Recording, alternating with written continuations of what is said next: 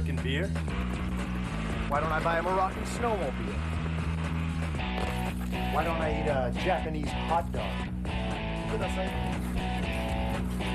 Why don't I wear Italian hip waders? Or Jamaican snowshoes?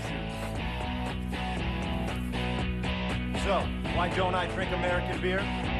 Because I am Canadian. Here you go, boys. Here you go. Get the scent. Got the scent? Go find him, boys. Introducing the award-winning Outlander Max. It can handle extra tough conditions and 1 or 2 riders. Thanks to its exclusive convertible seat rack system. I guess someone's got a long walk back. Guess so. Don't get stuck with anything less. Bombardier ATV. Follow no one. Now with 2 years of free extended coverage. Some fertilizers lack staying power. But CIL Golf Green has double-coated nitrogen to feed your lawn continuously. CIL Golf Green. Greener, longer, guaranteed. Some brands of grass seed have weeds. But CIL Golf Green grass seed is guaranteed weed-free. Start green, stay green with CIL Golf Green.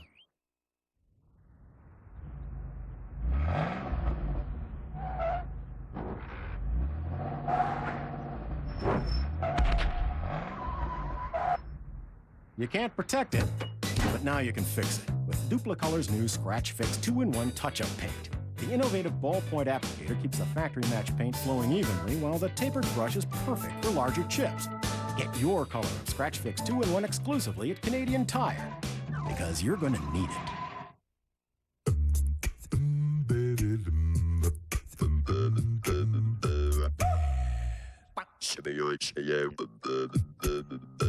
Find what you're looking for, locally or nationally. Superpages.ca, your phone book online.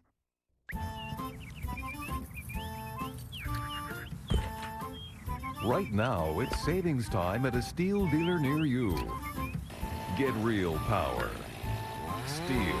Built to last, priced to sell.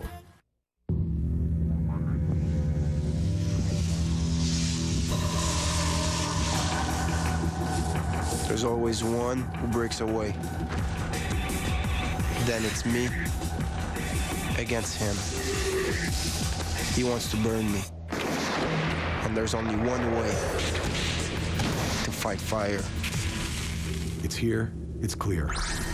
Thirst-quenching Gatorade Ice. The 9th time that Prague has hosted the World Championships. Today, it's Canada-Switzerland. They met last year, 2-0 Canada. What will happen today? Let's go to Dave and Gary.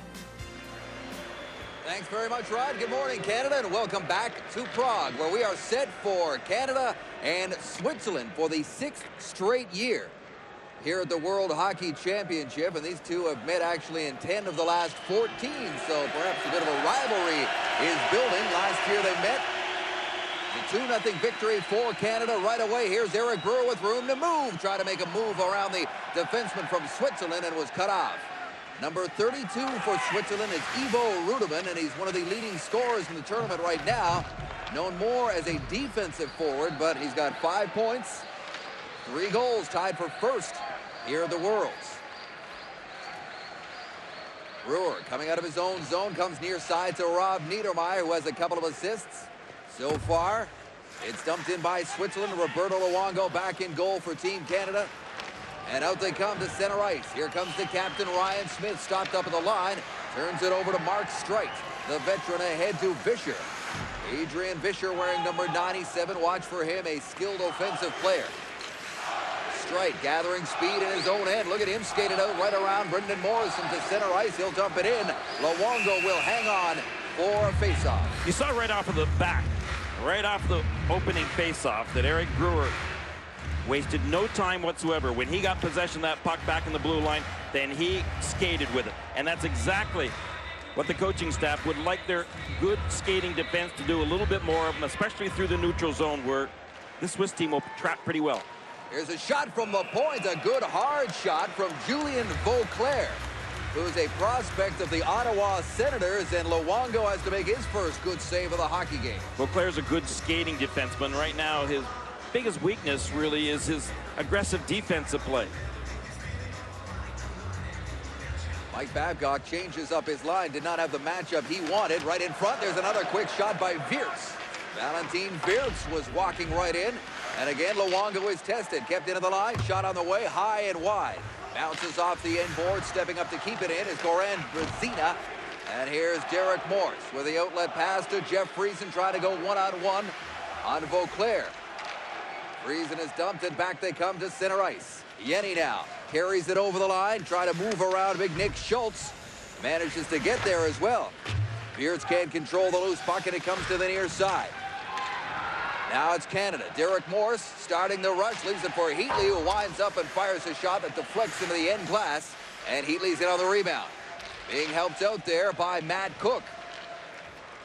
That is finally scooped up by Wirtz, and he dumps it down the ice. You'll see more of Nick Schultz today on a regular basis. He'll be teamed up a lot with Morris, as Mitchell will kind of be their extra defenseman. Patrick Fisher is right in, gets a shot right on the mark. It deflects high in the air. Justin Williams scoops it out of the air and starts the outlet pass into the middle. That play is broken up by Jonathan Ziegler. Now they get it deep. 2.5 minutes gone here in the first. Most of the play, almost all of it, has been down to the Canadian end. And back they go again. Luongo will come out to help Brewer. What you'll see with this Swiss team is they are a very good skating hockey club, and Ralph Kruger really has them playing a good disciplined system. The biggest trouble that Ralph Kruger has is really elevating this team when it comes to their passion and their abilities really to play an intense game against the Canadians. That's something that Kruger has been working with this team on for quite a few years, and he really, I think, must be frustrated in some respects that they have somewhat leveled off. A lot of these Swiss players have a pretty good life playing professional hockey in Switzerland. And as we've told you in past years of the World Championship, Ralph Kruger, native of Manitoba, 7th year as the head coach of the Swiss national team. Jumping up the play was Ziegler. He tried to leave it for Paterlini, but it's offside. When I say that the Swiss have a pretty good life, I mean, I'm not being critical in that respect, but if you make the under-20 team, you're definitely assured of a pretty good professional career in Switzerland. No score here in Prague.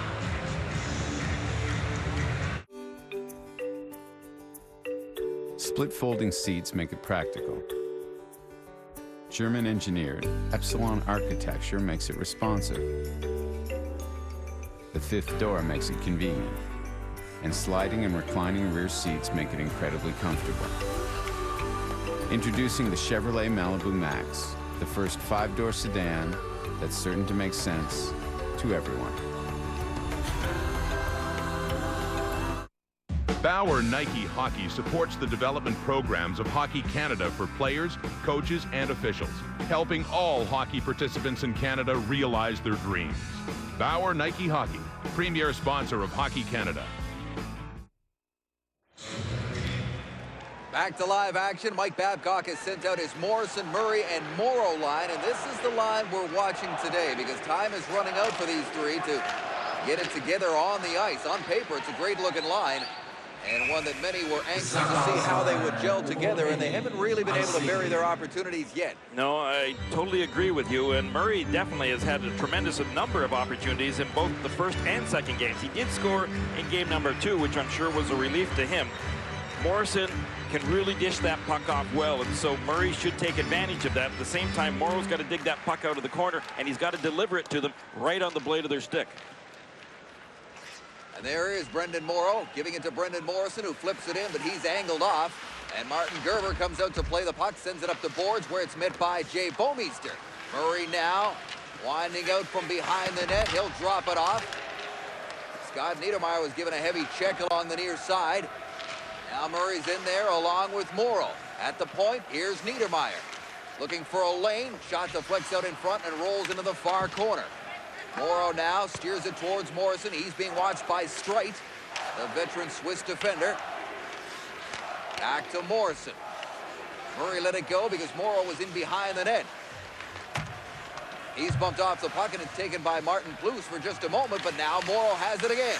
In front is Morrison. Can't take it off his skate and get the shot away. Now Morrison and Morrow in deep, cycling around. Murray's way up high, and they turn it over, but Plus can't get it out. Now they do. It comes out to center ice. You can see how the Swiss defense there did not let that line get anything going offensively. They kept him pretty well on the outside. Here's Yenny now, circling in the far corner, being watched by Schultz. Yenny with Ambuel circling around in front of the net. Andres Ambuel has taken a lot of grief there from Polmeister. Puck is loose, comes under the high slot. Bazina with a backhander, stopped by Luongo. Now Wirtz turns and fires one, and that's stopped by Luongo as well. Good shift here by Switzerland. They have had the quality opportunities so far, 5 minutes in.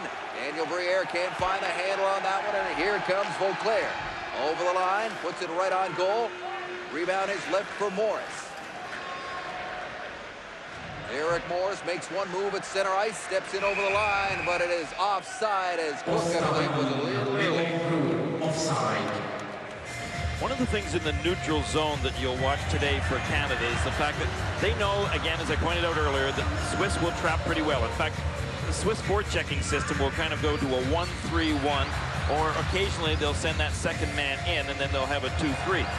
But again, as I pointed out earlier, the defense are going to be key for Canada today. They're going to have to move up with the play, but at the same time, what Canada didn't do well in the first couple of games, they felt, was that they really had their players stretched out way too far, trying to take advantage of that red line, but it didn't play into their favor. They want to play a Canadian game out there. Near side is Rob Niedermeyer. He breaks free from a check, tries to feed one into the slot area. That is broken up by Fisher. Now here comes Lucas Serrata. Lucas Serrata, former first-round draft pick of the Toronto Maple Leafs back in 1999 with a puck on his stick. Throws it back into the corner for Janin. The veteran Janin feathers one into the middle, and that's turned over. Out with it now is Sean Horkoff, who had 2 goals in the 3-0 victory yesterday against France.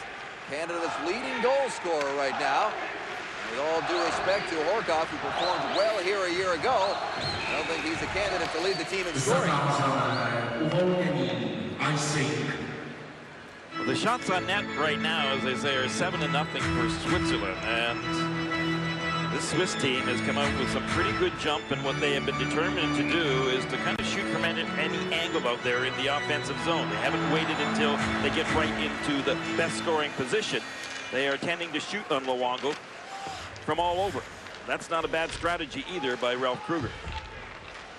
Especially when they know that with Luongo in there, you just got to keep firing away. They know all about what he's done. 2 NHL goaltenders in this hockey game. Martin Gerber of the Mighty Ducks of Anaheim down at the other end. Around the boards it goes, where it is kept in. No, it was not by Beat Forster. And the Swiss team has to clear the zone, leaving time for Steve Staios to skate it out. He drops it off for Briere into the middle now for Ryan Smith. Smith's in there, and his shot goes just wide. Following up was Horkoff. And here comes Beat Forster. Has it roll off his stick, and now Horkoff could have a break, but Switzerland got back into position defensively. Here's De La Rosa along the far side, sharp angle. Luongo saw it on the way and makes yet another save in that Canadian goal. Hi. Hey. This kid's potato sack doesn't look regulation to me. Excuse me? Well, it's got a wider base. I mean, that's totally unfair to my kid, right? I want to launch a protest. Well, look, it's 2 inches higher, and look at those hand grips. It's not regulation. Regulation? Look, you know what else? I want a urine sample from this kid. He looks a little beefy for a 5-year-old. You're going down, buddy.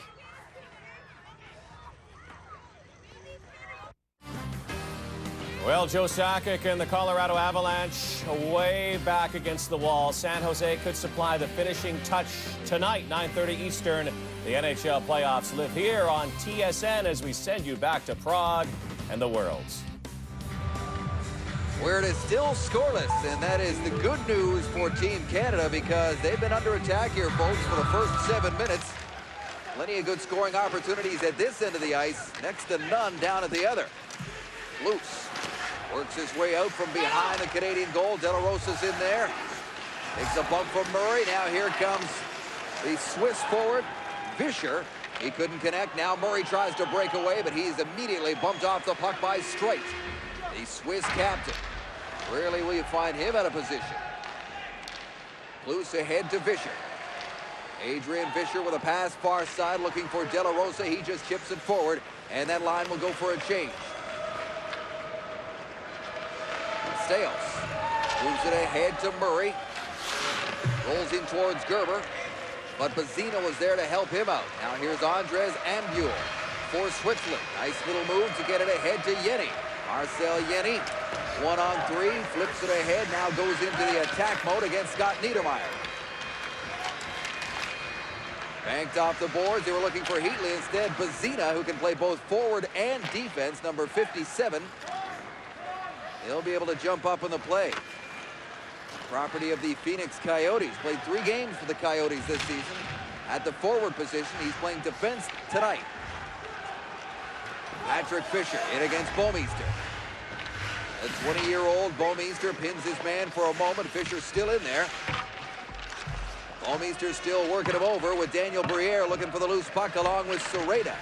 Now it squirts loose, then it's gathered up by Scott Niedermayer.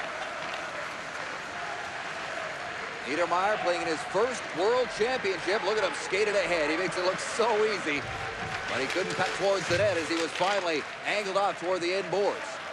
Comes back to the line for Schultz. Nick Schultz will step up in the play. Backhander right in front, and Briere was all tied up as he tried to move towards the front of the net. Steineger tried to take that one out of the air, but couldn't. And here's Niedermayer again.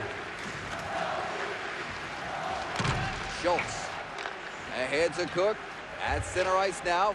Near side looking for Dumont. AP Dumont getting his first shift of the hockey game. And back comes Switzerland.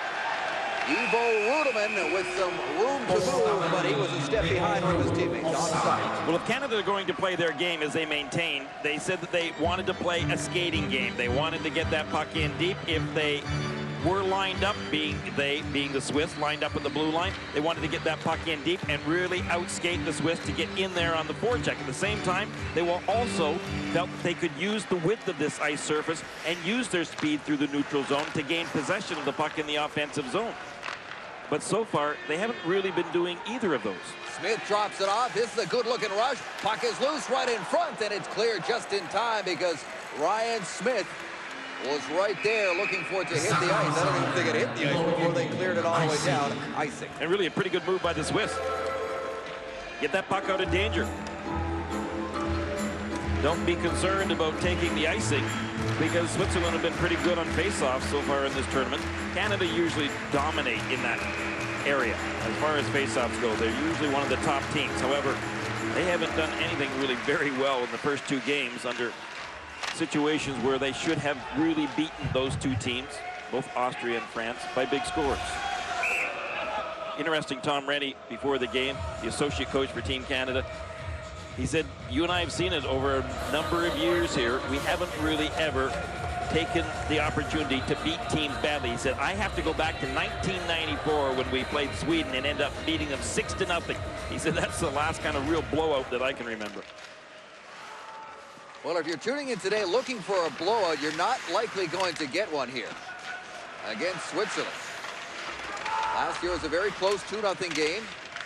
They played them hard the last several years, as the Canadian coach likes to measure his team against them. Puck is bouncing around in front.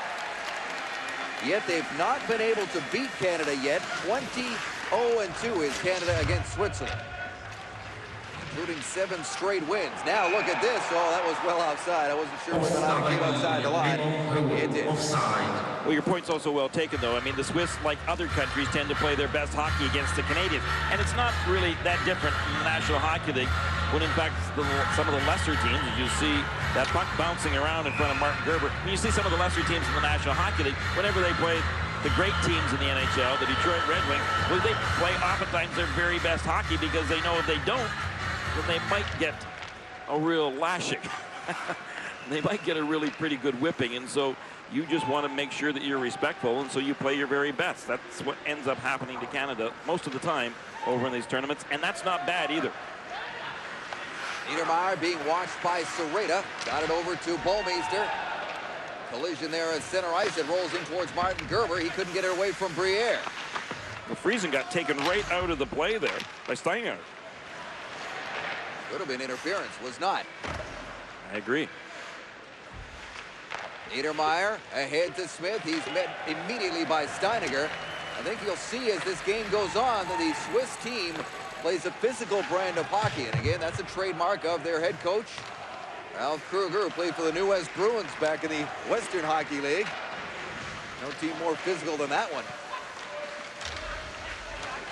Now Smith chases it into the near corner. Steiniger tries to give him a check out front to Horkov, and he just missed. Out they come. This is Ziegler. Over to Paterlini. Paterlini dancing in. Ruderman tries to take it off his skate, and he was just tied up just enough by the Canadian defender Morris, who did well to cover Ruderman, who's had the hot hand so far here in 2 games at the World Championship. Morris can't find that one. Olivier Keller's in there with him, battling for possession. Down the ice it goes, right in on goal. Luongo steers it aside, leaving it for Derek Morris. Here comes Morris, who played 83 games this season in the NHL after a trade. He didn't get a bonus either, believe me. No, but he actually played 1 extra game. Still scoreless in Prague, 0-0 between Canada and Switzerland. Head straight to the edge of your seat at the Walmart Electronics Department. Every path you have trod through wilderness, through war, has led to this road. The Lord of the Rings, The Return of the King.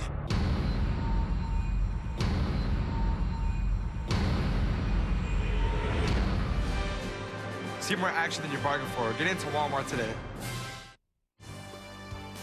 Back in Prague, Saska Arena, double IIHF World Championship, Canada looking to end up in first in the preliminary round. Let's go back to Dave and Gary. With a win, Canada will finish first in this group as they move on to the qualification round. A loss or a tie won't cut it. They will finish third behind Switzerland and Austria. There's still some other things to be worked out as to who would finish first between those two. Goal differential is the first tiebreaker. As it sits right now, Austria and Switzerland are tied right now at +6. Here's a chance for Dumont, who wired one, and it just missed the far post. J.P. Dumont, he's a goal scorer, and he almost opened the scoring right there. De La Rosa dumps it in for Switzerland. Now carrying it out for Canada is Justin Williams of the Carolina Hurricanes. He'll shovel it ahead and follow it in there. Into the corner, he'll take a bump against the tough Mark Streit. Wrap around, there's a chance, and Gerber can't control it as Dumont was lurking again. And Switzerland is forced to clear. Now Canada seems to have a bit of the attack going back the other way. As we pass the midway mark of the first, here's a chance. Brian Buell takes a shot, and getting back into position was the always reliable Scott Niedermeyer to break up that shot. Niedermeyer sprawling and getting his stick in front of that slap shot by Andres Ambuel. Brewer hustles in there, way up in the play. Seen a lot of that. There's a good check in behind, but it was too good. That's going to be a penalty against Brendan Morrow. And Switzerland is going to go on the power play. Elbowing is going to be the call against Morrow. Well, Brendan Morrow knows that that's his game. I mean, his game being getting in on top of the puck carrier very quickly, and especially deep in the zone. But you got to keep that elbow down, Brendan.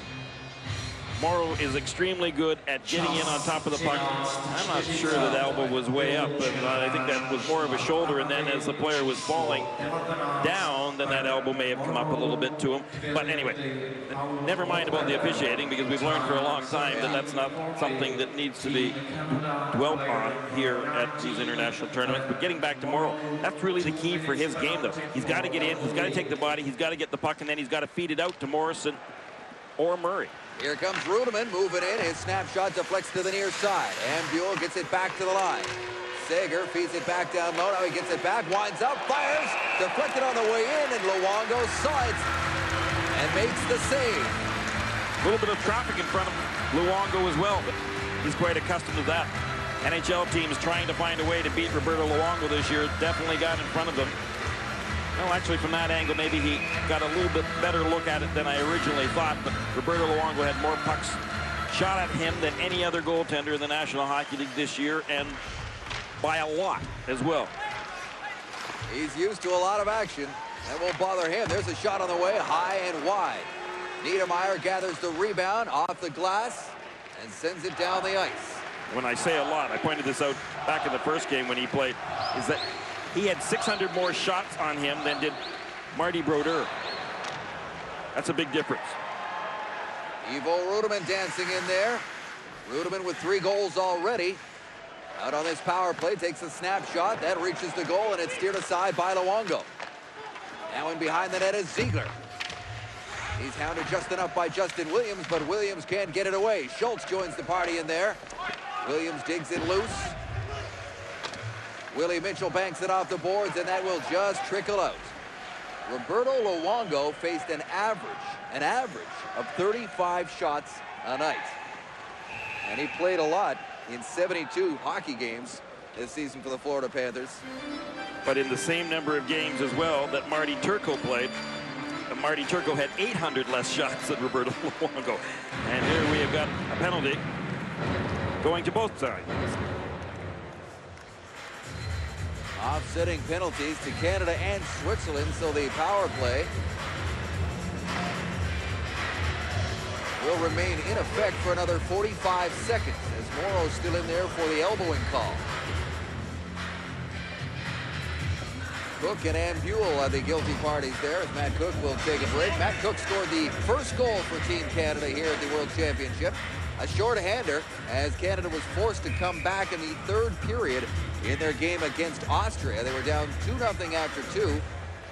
Against the team they had never lost to, and Cook scored a shorthander, and Healy scored shortly after. Here's Niedermeyer with a long shot, big rebound. Morrison's got it in front of Murray, and a save by Gerber. Good chance there for Glenn Murray, but it appeared as though he was in too tight of quarters and couldn't get a really good shot away on Gerber. Far side now, here comes Martin. Blue stops up, being watched by Bouwmeester, then he skates by him. They send it back to the point for strike. 20 seconds to go in the power play, and that pass comes outside the line. Fisher, number 97, sends it in there. Offside.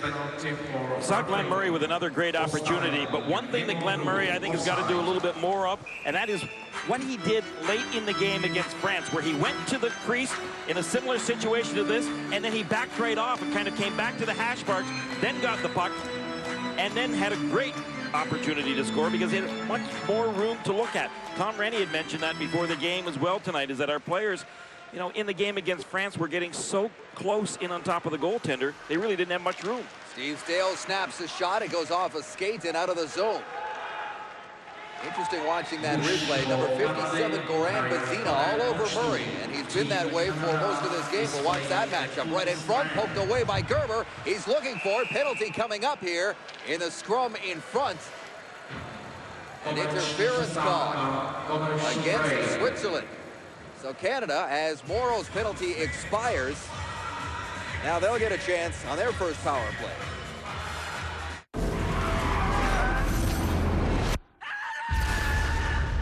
You can have him back, your son Adam. A single cell could be used to create an identical fetus. Demon clone? Yes. Something bad is going down. There's something you're not telling us. You think you can just open Pandora's box and then just close it again? Dad, did I die? God send. Of course not. You've been right here with us. Starts Friday. The 68th World Ice Hockey Championship in Prague. As we send you back to Sazka Arena. Penalties galore now for Switzerland as Canada still on the power play. And here we are with Daniel Briere in to take this faceoff on the power play. It comes back to the line for Brewer. Eric Brewer now over to Bolmeister, winds up, takes a shot right on, save, and it rolls out to Briere. Back to Bolmeister, who's hounded at the line, and now he'll have to backtrack against Paterlini. Had to be careful because two Swiss forwards very aggressive on the penalty kill. We're looking for a short-handed rush the other way. Brewer flips it in there. Smith, a step late. Gerber got to it first. Comes to the line and out. Here's Bolmeister now. Over to Brewer. Eric Brewer of the Edmonton Oilers gets it ahead to Heatley. Little backhanded pass looking for Briere. Briere was a member of the gold medal team from a year ago. He turned it over, and Olivier Keller will get it deep. Canada's power play, 1 for 13 in this tournament. It's been dismal. They are ranked 15th out of 16 teams in the tournament. And there you see a perfect example of a little bit of frustration, because Ryan Smith was carrying the puck and he had the opportunity to carry it into the offensive zone, but the timing just wasn't right there. They weren't in sync, and I mean they being Ryan Smith and Morrison just were not in sync, and as a result Morrison went offside and Ryan Smith just immediately skated right to the bench. 15 out of 6 teams, Greener, and 16 teams, and in case you're wondering who's worse than them right now on the power play, Kazakhstan. Everybody else has had more success with a man advantage so far. Brendan Morrow down low for Morrison, up high. Niedermeyer shoots, and a stop by Gerber. Point blank on Scott Niedermeyer, who's had a couple of chances here in the first period. 30 seconds to go in the man advantage. Here comes Niedermeyer. Ahead to Murray. That pass didn't connect, and right back down the ice it goes.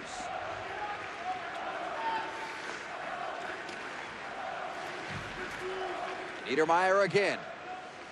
Taking his time, a little backhand pass to the far side, into the middle, quick shot on the way, and it's deflected up and into the netting with just 8 seconds to go in the penalty to Switzerland. You saw the way when Scott Niedermeyer was carrying that puck through the neutral zone, all of a sudden he went to his backhand and went to the far side with it.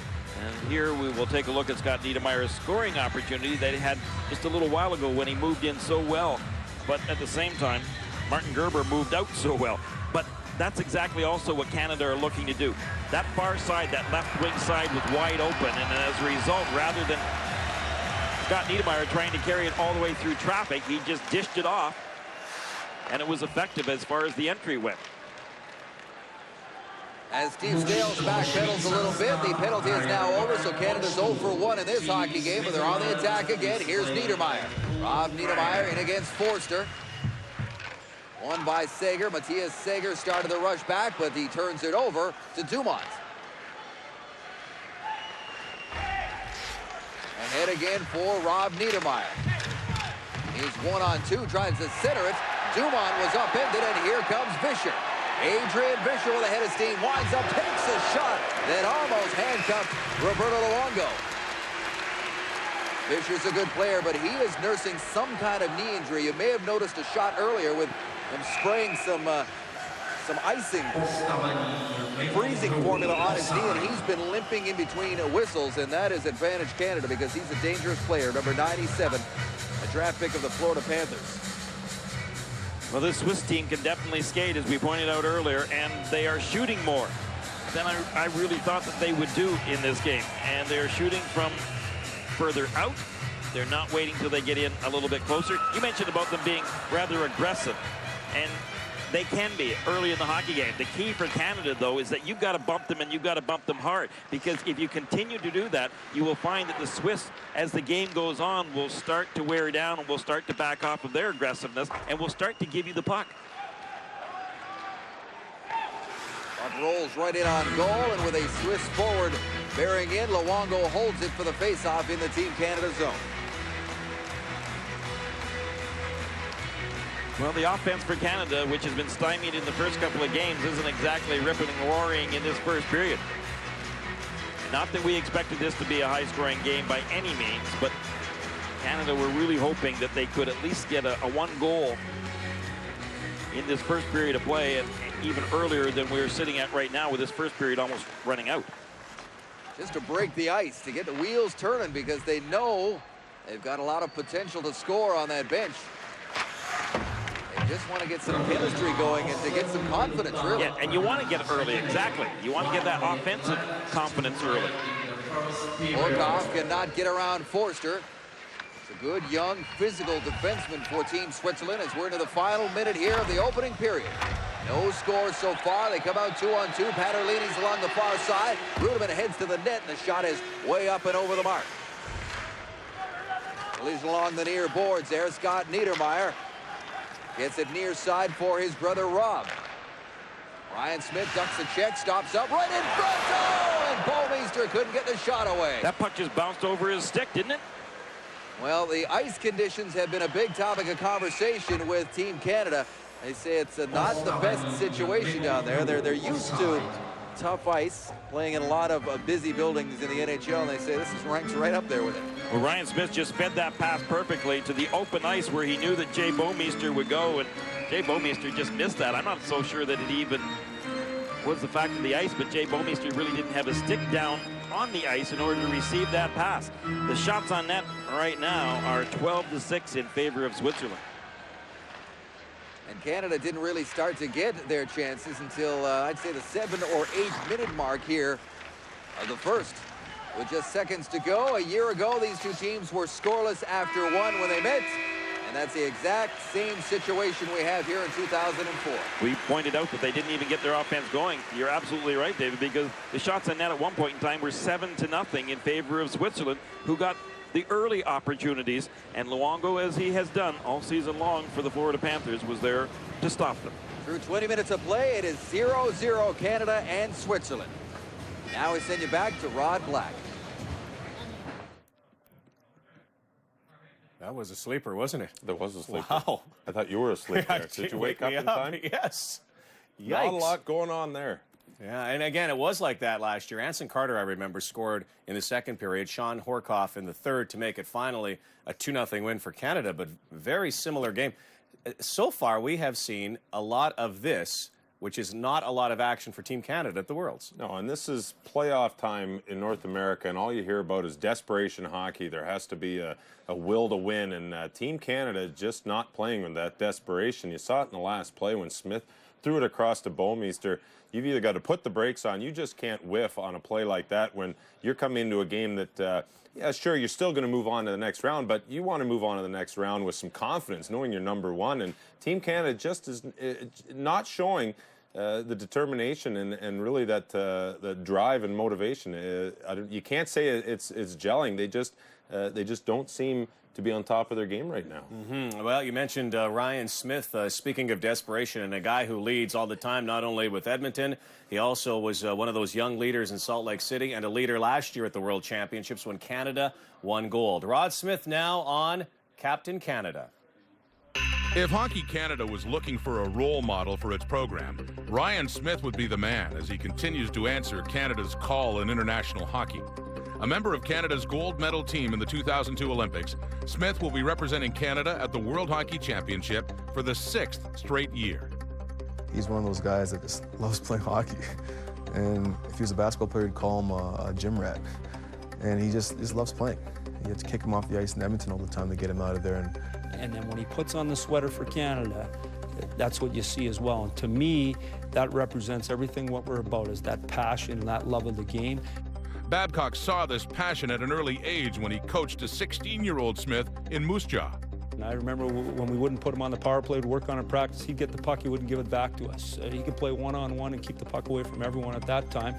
I remember he complained the whole year about lack of ice time, and he scored 20 goals for a 16-year-old. He was phenomenal, but he loved the game then.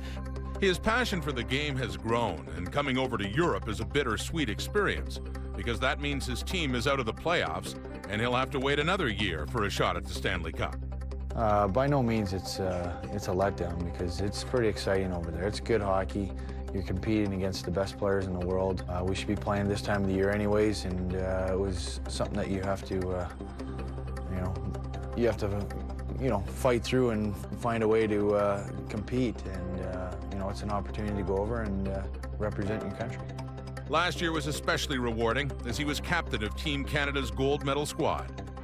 It was thrilling because I'd been over there for 5 years and I haven't come up with any medals at all. And so it's to win gold and do it in overtime against some great players. It was special. This year's championship is sure to be special for Smith, as his new baby and family will be with him as he is returning as a champion, ready to defend the world title. And with another leader on the blue line, there's assistant captain Scott Niedermayer at the Worlds. Canada and Switzerland scoreless so far. Will continue on TSN.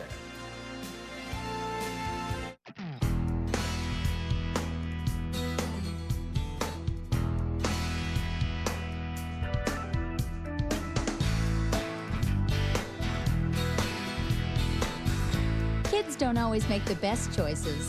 But at McDonald's, every choice is good. They can choose their favorite Happy Meal food and a drink like milk or juice. Try new apple slices with caramel dip. McDonald's. I'm loving it.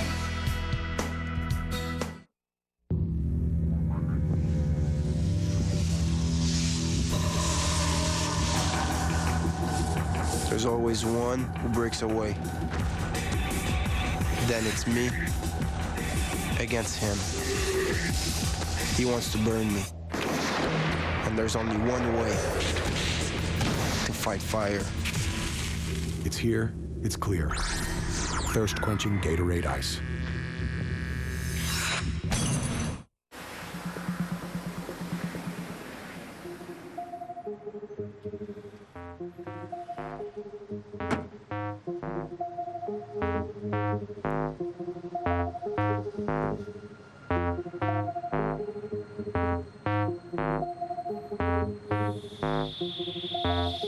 Introducing the Chevrolet Optra 5, the kind of hatchback that gets noticed. Just in time for Mother's This is Day. Natalie. Hello, David. Irresistible. 20 years ago, you'd have been just his type. Get ready for fun. Would you excuse me for 1 second?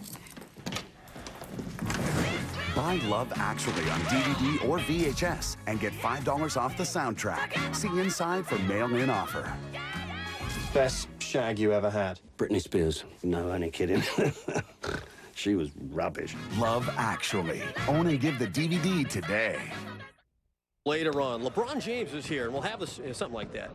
Let's just run through it. Yeah, okay. No, I think it's sold out, actually. Let me just start like that. Whoa! Are you guys rolling on this? Yeah. That's a 90-footer. Oh, that is amazing. Oh, my. Did you get that? You have that, right? Why don't I drink American beer? Why don't I buy a Moroccan snowmobile? Why don't I eat a Japanese hot dog? What did I say? Why don't I wear Italian hip waders? Or Jamaican snowshoes? So, why don't I drink American beer? Because I am Canadian. Well, tonight it's the San Jose Sharks bringing out the brooms, perhaps, against the Colorado Avalanche at 9:30 Eastern, 6:30 Pacific time. When you're down 3-0, not too much chance to get back in a series. Hockey lives here on TSN. And, of course, over the next week and a half, more from the World Championships. Canada looking to move on to the qualification round, which they will do, but they want to finish first in their pool right now. I guess this is the kind of hockey that Switzerland loves. If I was Ralph Kruger, I'd say, hey, we got him right where we want him, zeros. Well, this is a perfect game for Switzerland, and every game against Canada seems to be a road game because it's always, if you're 0-0 after one, you're in good shape, and it's that way again for Canada. They're not very happy about this, and they can't be. The only line producing their offense is this line, Horkoff, Smith, and Niedermayer. They're getting great opportunities. They're keeping it simple. They're putting the puck to the net, and they're crashing the net. 3 guys around the crease constantly. The fourth line came up with some energy. It was Bergeron picking the puck up behind the net, but this is something that everybody's got to get going. They've got to put pucks to the net, and this is what they didn't do consistently enough as they were outshot in the first period, 12-6 by Switzerland. And for Team Canada, this isn't acceptable. There's nobody on that team who's fazed by the big ice. They've got to get back to keeping the game simple, get more pucks to the net, start getting in front of Martin Gerber and putting in the rebounds. They've tried a few small cross-crease passes. That's not working. They've got to find a way to win the game. You want to build your confidence. You don't want to end up third in the first round or second. You want to end up first and build with that confidence. And hopefully they'll come out with a little more of that passion in the second period. Yeah, 20 minutes from now, maybe we'll be talking about something other than a scoreless game and maybe have a few more highlights to talk about. Not many in that first period. Goose eggs on the board at the IIHF World Hockey Championship. Game 3 for Team Canada against Switzerland.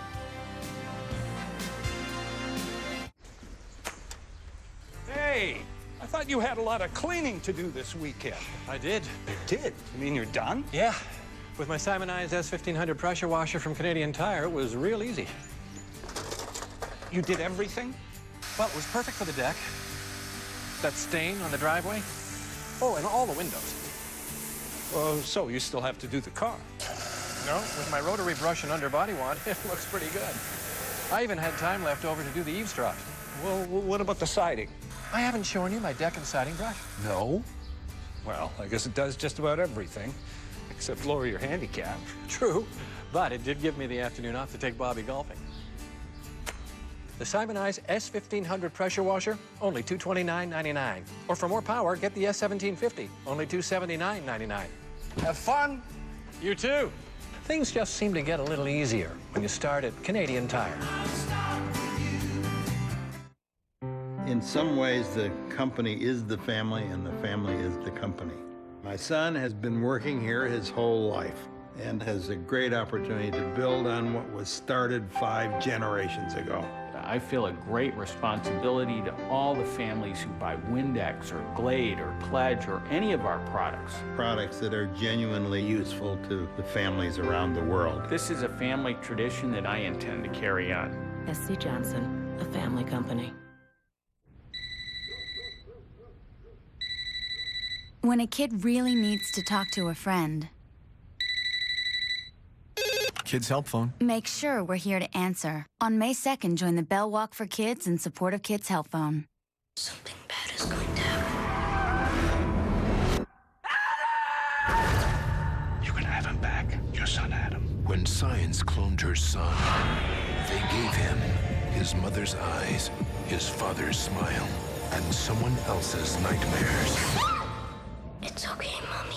Rick Kinnear, Rebecca Romaine Stamos, and Robert De Niro. Godsend. No matter what he does, he's still our son. Starts Friday. Remember experiencing the freedom of your first credit card? Today, there's the RBC Visa Platinum Avion card. Air travel reward points you don't just accumulate. Points you can use whenever you want. To actually fly. It's another way RBC puts you first. RBC Royal Bank. First. For you. TSN HD, redefining the image of sport. TSN HD is proudly presented by JVC. JVC, the HD technology leader. Yes, log on to www.hockeycanada.ca to purchase official Team Canada merchandise online. Bid on game-worn Team Canada jerseys on eBay with funds raised going to the Canadian Hockey Foundation. HockeyCanada.ca, the official website of the Hockey Canada team, and of course, all of Canadian hockey. Well, first period summary, as you can see, there's no scoring. Canada outshot 2-1. A total of 12 for Switzerland, 6 for Canada. Canada's got to get it going, but you got to give Switzerland credit. They're skating well, and they're controlling the play. Yeah, scoreless through 1. We'll send you back to Prague and Sasko Arena with Dave and Gary after this. What are you thinking? Yellow. Yellow. Yellow dress. Oh, yellow kitchen. Yellow kitchen. Canary yellow. What about blue? Not for the kitchen. My mother's kitchen was blue. I know. To be continued. What about red? What color do you think? It's amazing what you can do when you start with a little imagination. and a trip to Canadian Tire. Feels like a grain border. Excuse me, how do you make a border? Oh, let me show you this laser level. Mastercraft Hawkeye laser level. What about the corner? Yeah, the laser beam. It goes around the corners. This one. Pull down thing. With all the new and innovative products at Canadian Tire, a fresh new look for your kitchen is just a weekend away. Could you put that on? That was fast. Huh? 15 minutes. What can I say? I'm good. Things just seem to get a little easier when you start Canadian Tire.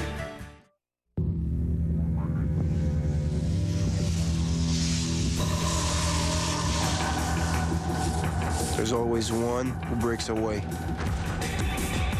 Then it's me against him.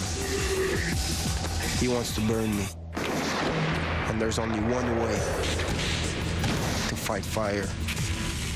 It's here, it's clear. Thirst-quenching Gatorade Ice. My life, my job, my curse is to vanquish evil. On May 7th, adventure has a new name. Van Helsing starts May 7th.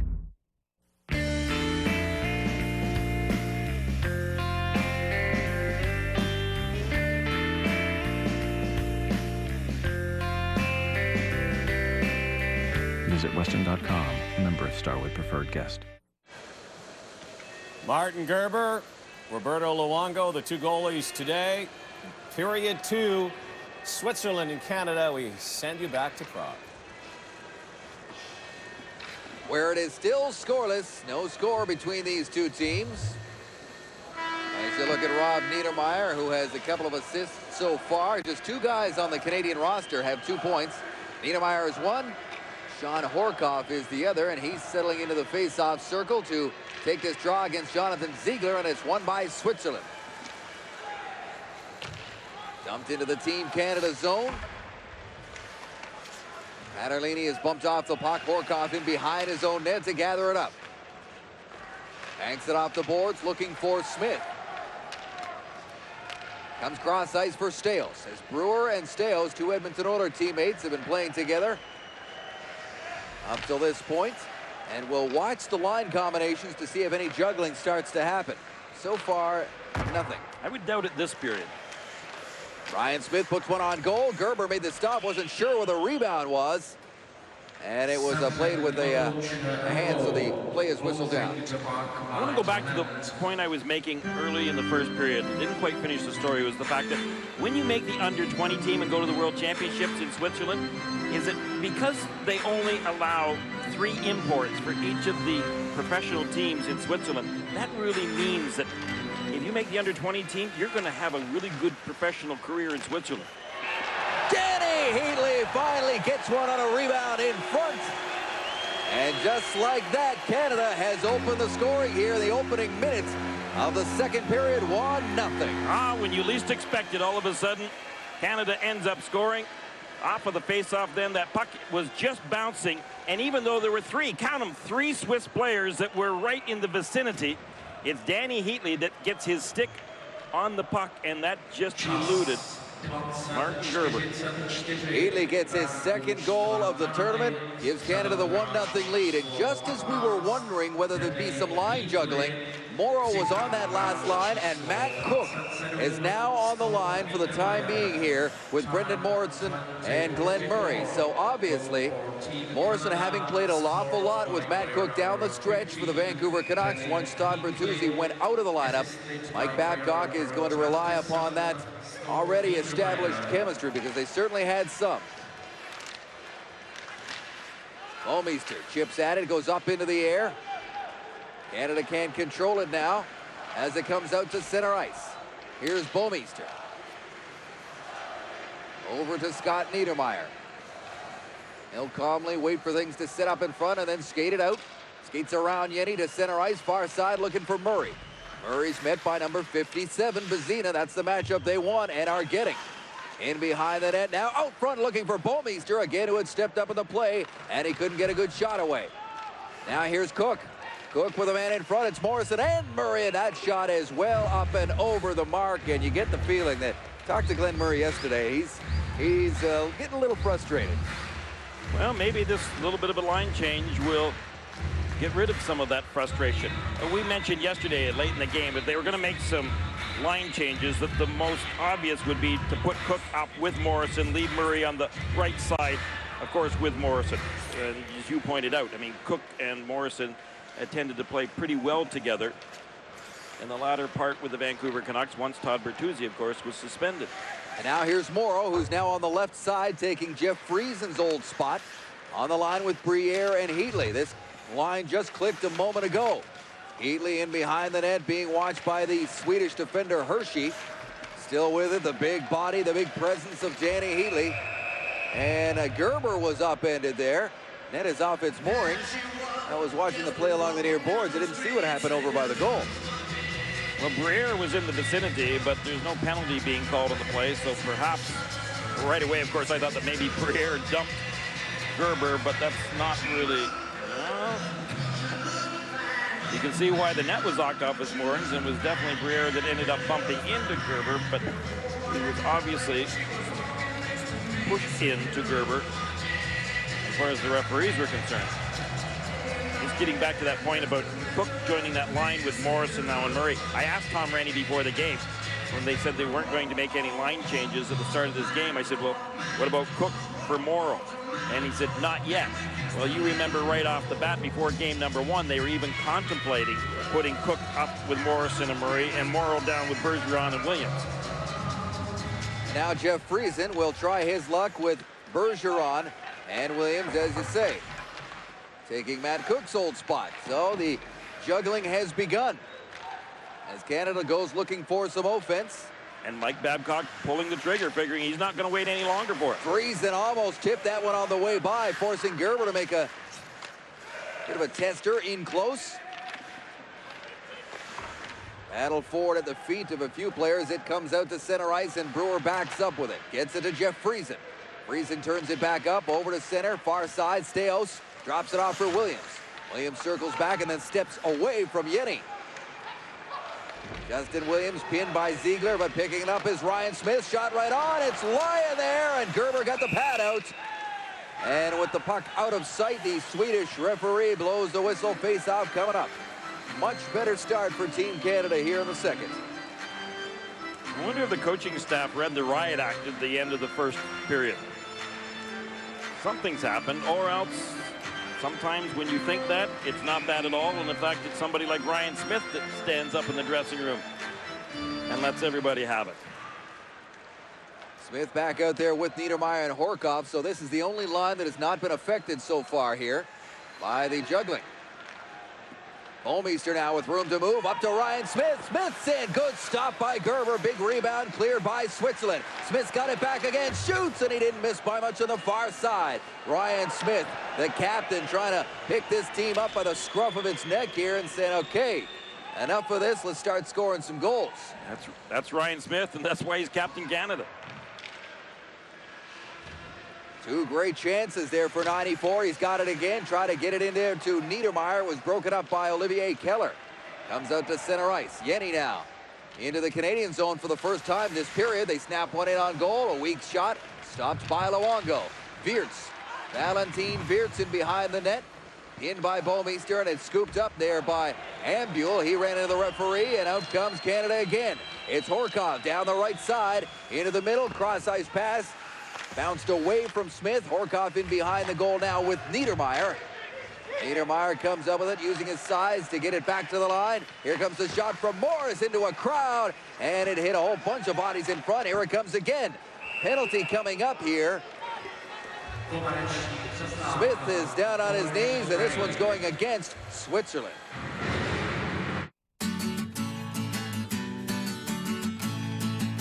Get your skis shined up, grab a stick of juicy fruit. The taste is gonna move ya. Take a sniff, pull it out. The taste is gonna move you when you pop it in your mouth. Juicy fruit is gonna move ya. Sweet. Juicy fruit. Sweet. Esso rewards youngsters across Canada with most dedicated, most sportsmanlike, and most improved player medals. and reinforces team commitment with certificates of achievement for each member. Esso, premier sponsor of Hockey Canada. Canada is 0 for 1 on the power play so far today. Power play has not been working well for them here in Prague so far, but they get another opportunity right here. It comes back to Niedermayer, who winds up and takes a shot that goes off a leg in front off of Ziegler. When you talk about the power play, the interesting thing is with Canada is that when you've got this type of balance on your four lines, I mean, who is your fourth line anyway? Well, I mean, it would be expected right now that it's the line Bergeron's line, but that's still a pretty good line. A line that, in fact, has played pretty well in the National Hockey League. Young be it that. However, you could almost just go with your lines, and that would still be a good power play. At least it should be. Cook chases after that loose puck. Here's Niedermayer again. Over to Morris. Makes one move, trying to move in, and feather one in front, and it rolls just wide. Cook in behind the goal. He tried to set up Murray. They get it back to Morris. Cross ice to Niedermayer. Flips one on goal. Cook's in bothering Gerber, and Gerber's not happy about that. And Cook could care less. Fresh legs for both units coming out. Just over 40 seconds gone on the man advantage. Look at the room to move for Scott Niedermayer. Chips it ahead, goes to get it himself into the far corner. Rolls off his stick, comes out in front, and nobody was there except white jerseys. Now here comes Ziegler with De La Rosa short-handed, and De La Rosa will just turn it back to Steiniger. Winds up and hits one of his own guys right in the back as he was trying to fire it down the ice. De La Rosa gets it deep. 1 minute gone in the power play. 1-0 Canada on a goal by Danny Heatley, who led Canada with 7 goals a year ago. Morrow gets it ahead, and it's a 2-on-1. Danny Heatley's got Briere. Here's Heatley. Over to Briere. Stopped by Gerber. Rebound, and they can't get to it. Good stop there by Martin Gerber on a 2-on-1 rush. Looking for a power play goal. It's sent down the ice. Another penalty call coming up here. Thanks to Morrow this time, isn't it? Yes, he got his stick up high. He's playing more aggressively today, and Canada need him to do that, but they don't need him to sit in the penalty box. Brendan Morrow can bring so much to your hockey club. His intensity, he can end up putting the puck in the net when given the opportunity, but really his game is along the boards and in the corners and just digging that puck out and being really tenacious. I didn't really see a real blatant high stick there, but his stick was up a little high, and the second time that he's been in the box, and the first one I think we agreed was a tough call against him. An elbowing call in the first period, but it's 4-on-4 for another 20 seconds. And then Switzerland will get their second power play attempt of the game. Williams in on the forecheck, causing problems there for Switzerland. Patrice Bergeron laid the body as well. Down the ice it goes, and it's coming right back down. Well, there's no question in this second period of play who has controlled the game. Canada came out right from the opening faceoff and decided they were going to take it to the Swiss, both physically and offensively. Martin Gerber has definitely been busier, and at the same time, a more quality scoring opportunities. That pass by Heatley and the opportunity by Briere could well have been another goal for Canada, but give Martin Gerber lots of credit.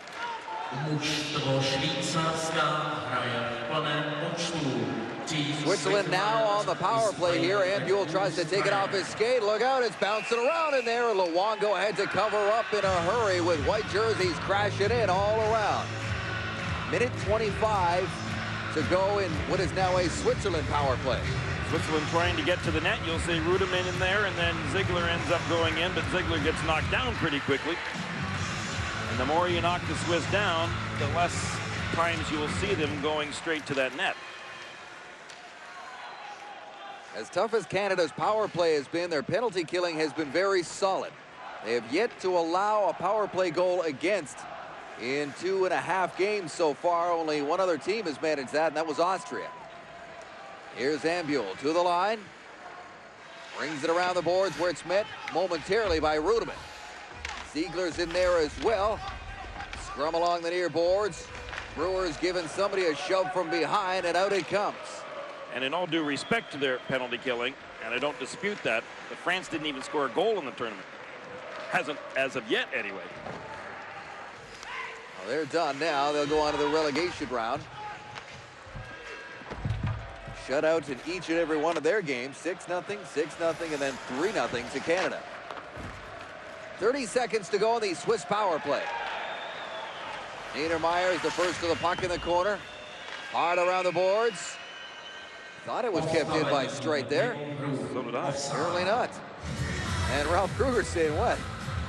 That one's coming out. Ralph Kruger, the coach of this Swiss team, and also his assistant, Peter Lee. Peter Lee was a great junior hockey player with the Ottawa 67s, playing for Brian Kilray. He's also the general manager of Berlin in the DEL, where Pierre Paget is his head coach. They ended up in the DEL finals this year. Yenny now. Last few seconds of the power play. Fisher can't get the pass out in front. Niedermeyer broke that up. Loose now.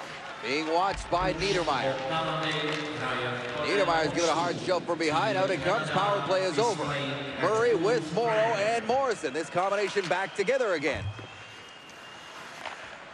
Perhaps just as some special teams had mixed up the lines. We'll watch to see whether the changes remain in effect. So no damage done on either of those back-to-back power plays. Later tonight in this building, there's going to be a huge crowd out to watch Germany and the Czech Republic go at it. They'll settle Group A. Here's Morris with a shot into a crowd. Gerber made the stop and then gave someone a good whack in front. And it was Morrow. Whoa. What are you doing? Playing hide and go seek. That's hide and seek? I found you in 2 seconds. Get out of there. If you want to win this game, you got to do a lot better than that. Right? Come on. Get in. Hustle. Now that's the way you play the game. Down the dial on CTV, William Peterson stars in a new episode of CSI tomorrow at 9, 8 Central on CTV as we send you back to Prague on TSN with Canada up 1-0. And there's the guy who made it 1-0, Danny Heatley, in the opening minute of this second period. Daniel Briere now in to take the draw.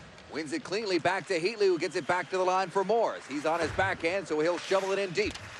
Takes a hop off the boards. Morrow's back out there, and he can't get it covered up. Gerber can't. In behind the net it goes. Try to center it, and they can't. That does squeak out over the line. Back in it goes. Morrow.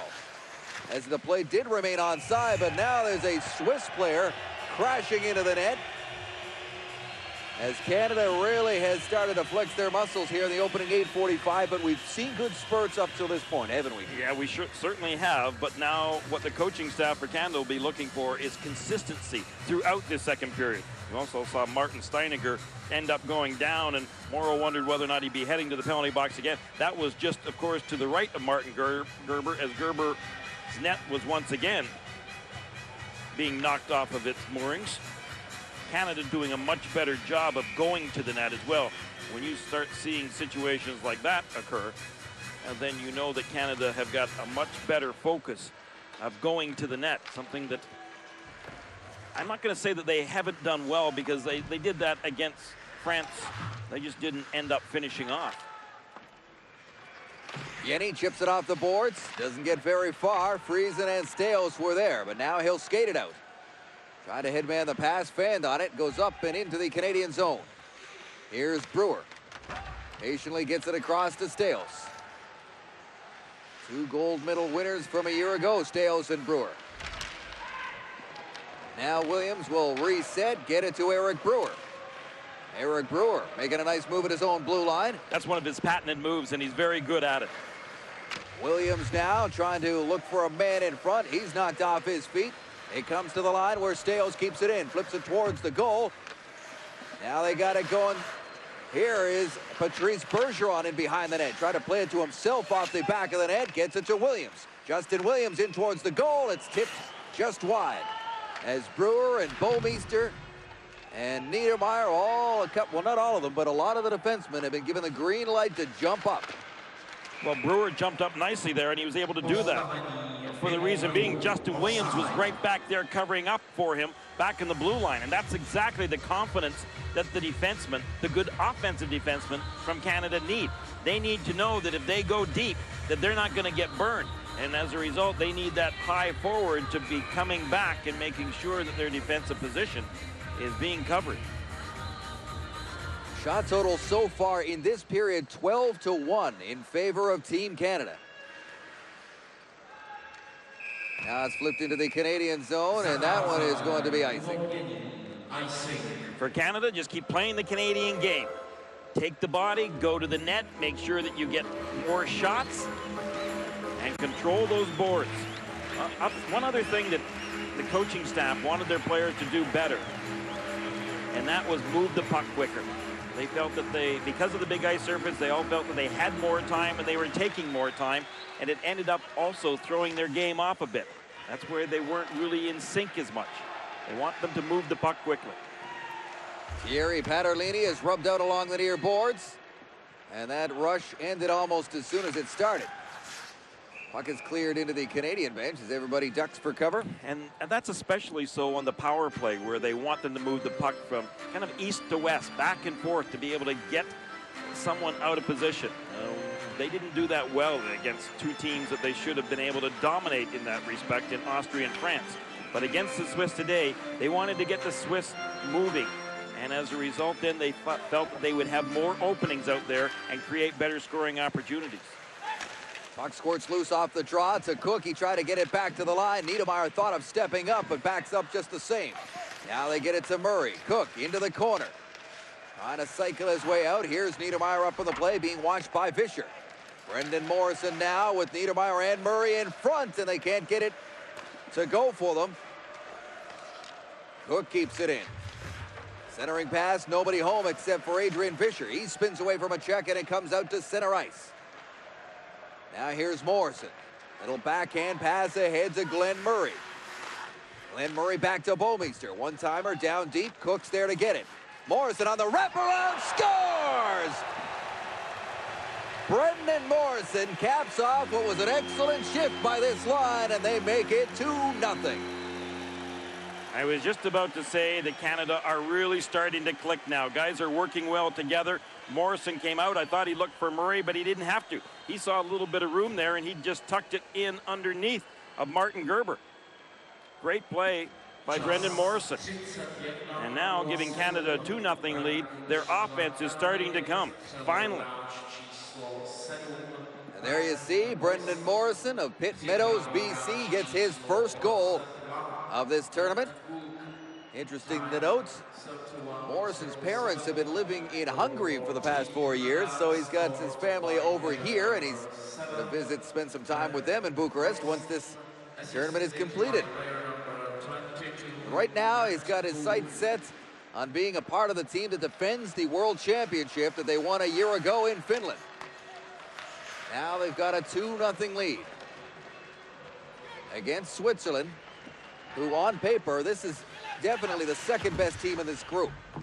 With all due respect to how well Austria has played, and you saw what France looked like yesterday. Far side now, Steininger tries to feed one into the middle for Patrick Fischer, and that was too far down the ice, and we'll take a break with the Canadians leading by 2. We've been coming here for years. Suddenly, everybody has a laptop. What gives? It's a hotspot. A hotspot? A hotspot, broadband, wireless, a tipping point. One hotspot, a blip. 10, a novelty. Then the game of business changes. Billions of dollars fly through the air. Billions? Billions. Watch your head. How's our security?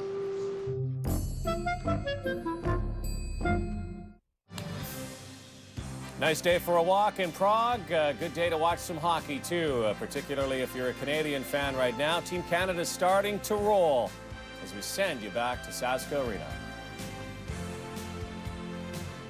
You mentioned about Brendan Morrison's parents being over here, and they are, in fact, they've been over in Budapest, Hungary for the last 4 years.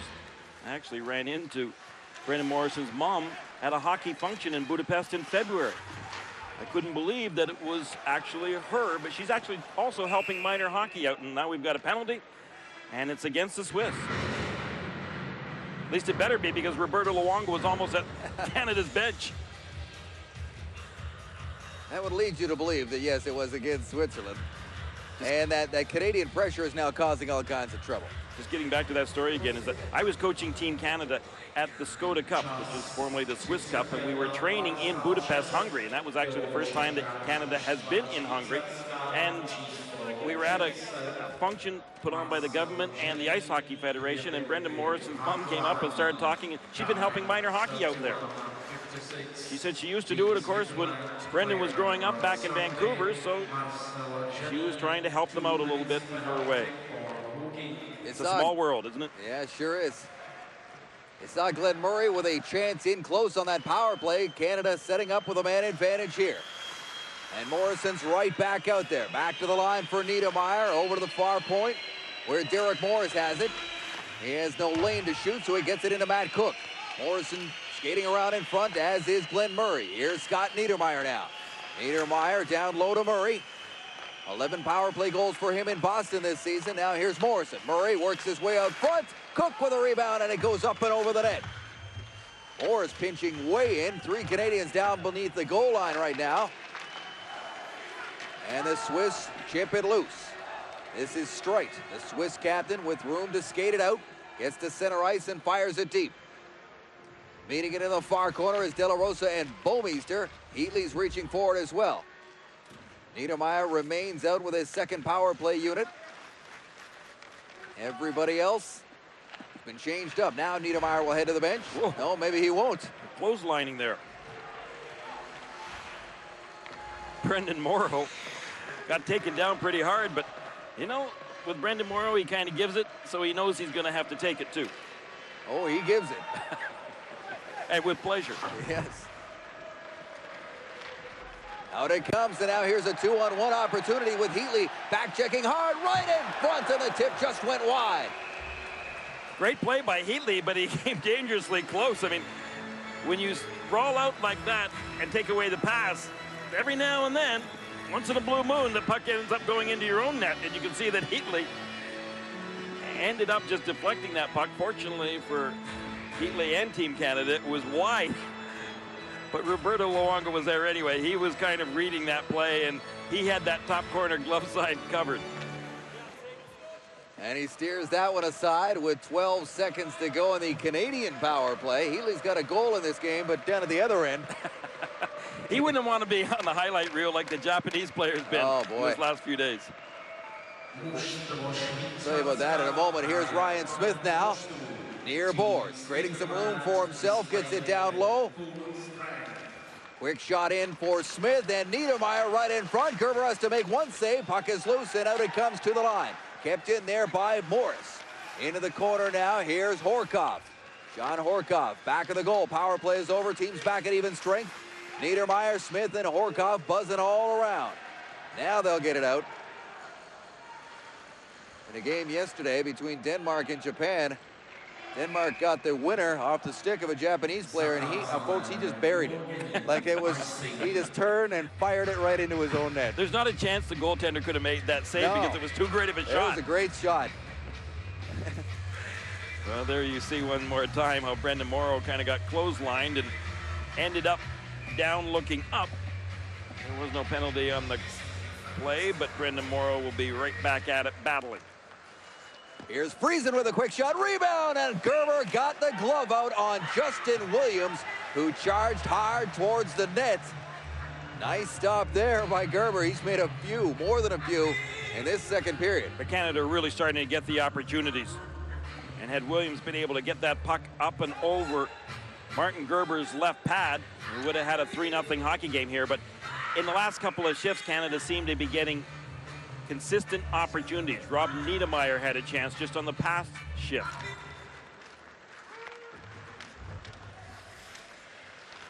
Baumeister steps in from the line, gets it down low for Patrice Bergeron. Now he heads for the front of the net, looking for the wraparound as Williams freezing with a shot. Gerber got a piece. Into the corner it goes. If you've been following along right from the start of this tournament, you may be asking what many are.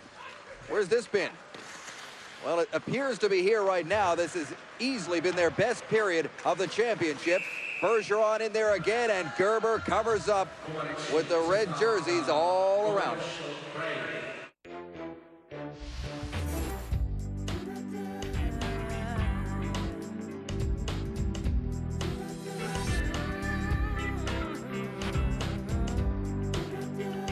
So say thanks with the KFC Mom's Meal. Original recipe seasoned chicken, delicious salads, crispy fries, and for dessert, a decadent double fudge chocolate cake. But hurry, it's a limited time offer. The KFC Mom's Meal. There's more in the bucket. If this score holds, Canada would play Friday and Sunday. Still lots of time left, though, in Prague at the World Hockey Championship. Once again, Dave Randorf and Gary Green. Thanks, Rod. The opponent on Friday, if they were to win today, will be either Germany or the Czech Republic. You saw Ralph Kruger behind the bench kind of pleading with his hockey club saying, hey guys, come on, where's the team that was out there in the first period of play? We're being outshot 15-2 right now by Canada in this second period. Ivo Rudeman now puts one towards the net into a lot of traffic, and Luongo got the blocker on it. There was a big rebound there, but nobody could take advantage as the puck hops into the Swiss bench. Yeah, you may be asking, where's that team out there that was in the first, but the team in red is certainly a lot different from the one that played the first period as well. Absolutely no question about that. The light switch got turned on somehow in the intermission. I'll be curious to find out from the coaching staff and the players exactly what it was triggering it. But at the same time, as we've seen over many, many years, Canada start to get better once the competition gets better. And as I pointed out yesterday, they have tended for years to play to the level of the competition they're playing. And this surge coincided with a few line changes to start the second period as well for the first time in the championship. There's Morrison centering one. Steos can't keep it in. He'll have to backtrack with Brewer helping him out. Eric Brewer now. Less than 5 minutes to go. Closer to 4 minutes left here in the second period.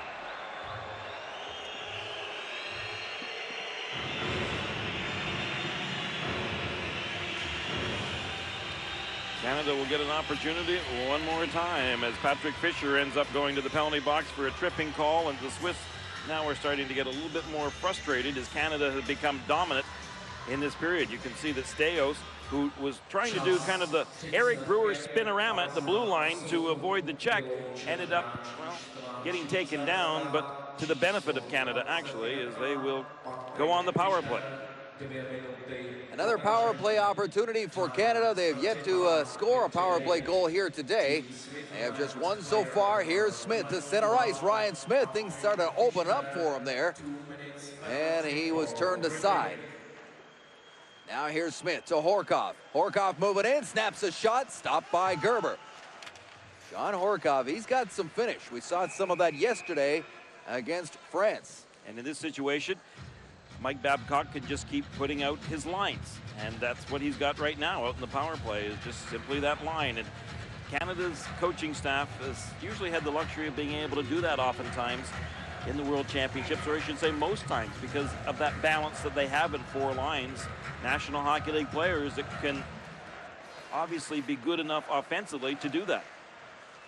Morris and Niedermeyer along the points now. Briere, Morrow, and Heatley up front for Canada. Heatley trying to get away from Bazina. Niedermeyer pokes it free. Now it comes back to Morris. To Scott Niedermeyer. Wrist shot on the way right into the belly of Martin Gerber. Well, Scott Niedermeyer shakes his head, but yet at the same time, I think Scott Niedermeyer did a really good job there of just making sure that that puck got through. He knew that he had Briere standing right there. He also had Morrow there, and so I thought it was a good job by Scott Niedermeyer. Maybe he felt that he didn't shoot it hard enough, and had he shot it harder, there might have been a rebound.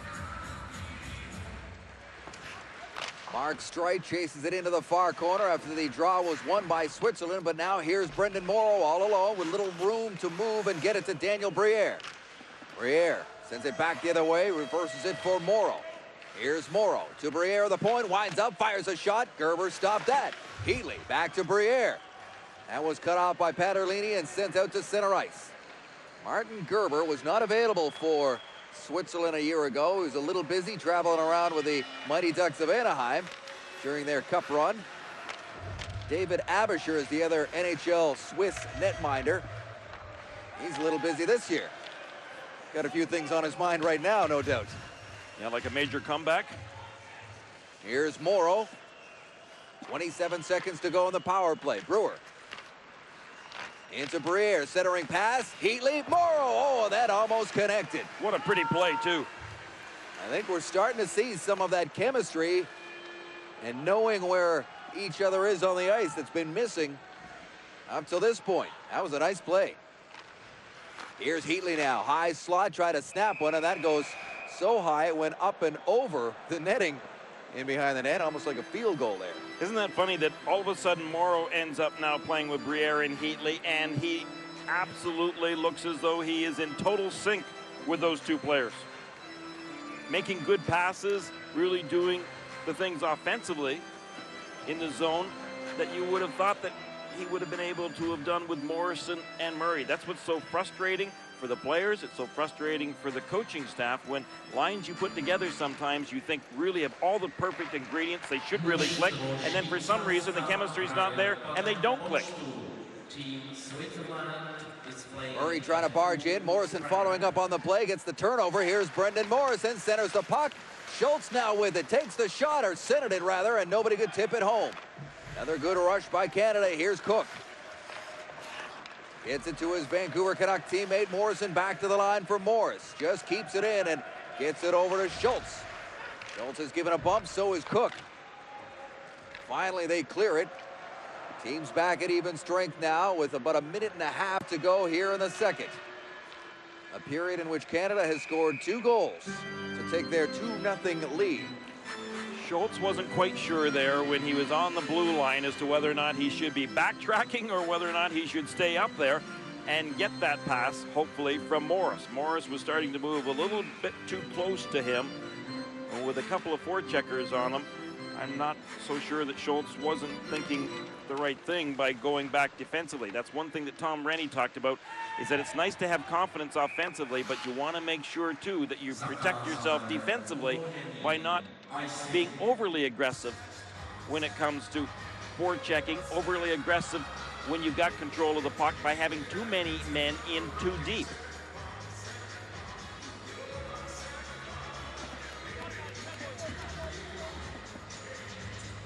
Face-off coming up to the left of that guy, Roberto Luongo.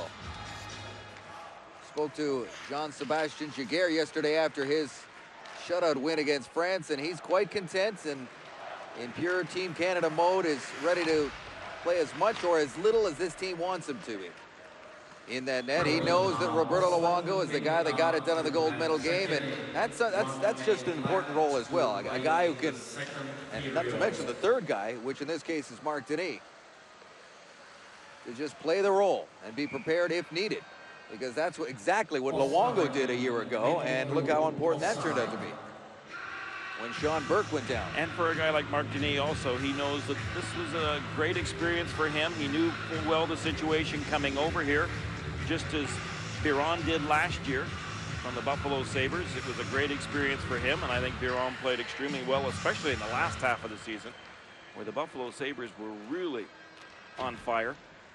They didn't miss the playoffs by much, and they just hope that they can take over from where they left off. You're talking about 4 goaltenders, all from Quebec, all of whom could be #1 goalies on this team. That factory keeps chugging them out. Vauclair now rushing in, trying to center the pass. It's broken up by Brewer. Now here's Morrow now. Into the middle for Daniel Briere. Briere and over the line with Steos charging hard towards the net, and with Steos coming in there, Gerber covers up with 9 seconds to go here in the second period. Talk about the offensive confidence over the years that Steve Stajos has developed a lot of that confidence. Took a big step last year when he played for Team Canada at the Worlds and ended up going home with a gold medal. He had another good, strong season. Initially, he told Jim Nill, from the general manager of Team Canada, that he couldn't play, that he was just exhausted. But then he changed his mind after he had a few days to think about it and to catch his win. He really did give everything he had this year for the Edmonton Oilers. It is now 2-0 Team Canada over Switzerland through 40 minutes of play. Back to Rod.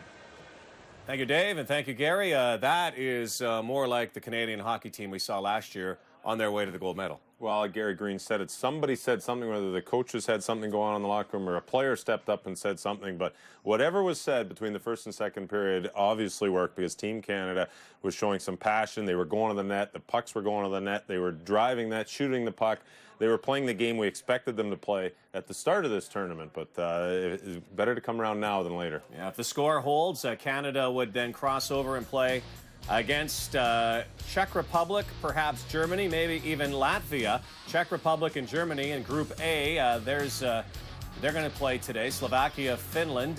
Russia is leading Japan 5-1. Got to tell you more about that Japanese team in a second. But here is Group A. Again, to the next round, the qualification round. Canada finishing first would either play Czech Republic, Germany, or Latvia. They would play the second-place team in Group A.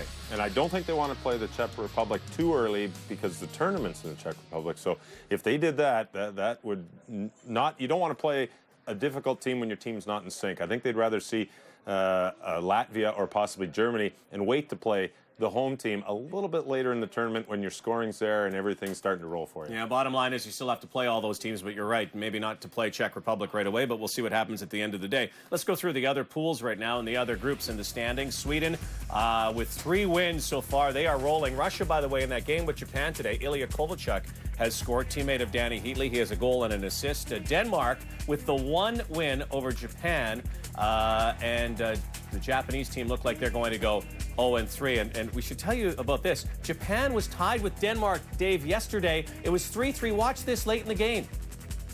It's a good one-timer. It's a good one-timer, but it's into his own net. It's an own goal.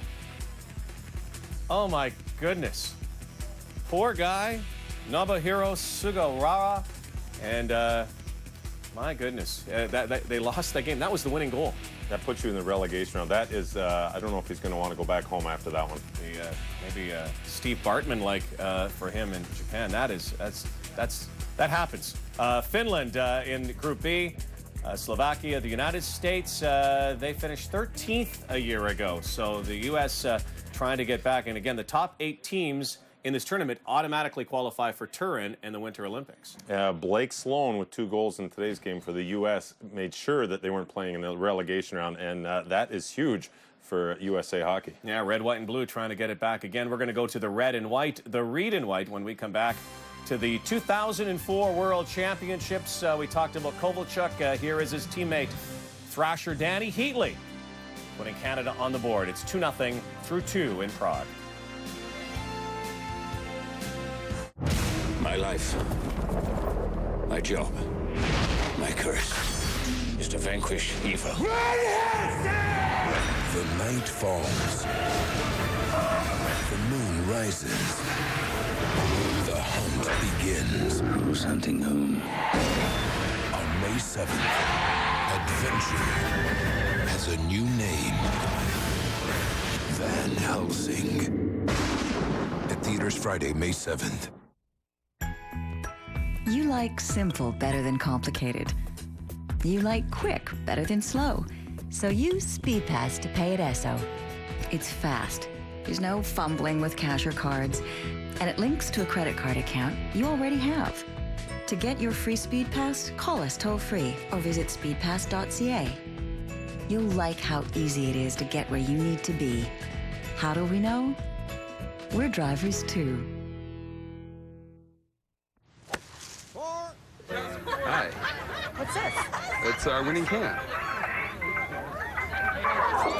It's not a winning can. Sorry.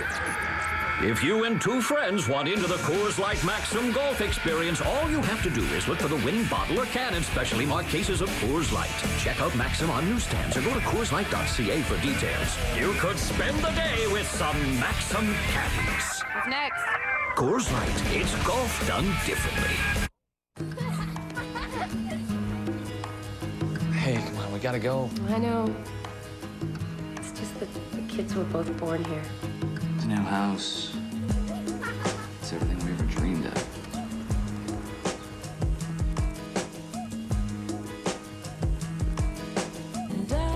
We couldn't leave it behind. The CIBC Better Than Prime Mortgage. Get the home you love sooner. It's perfect.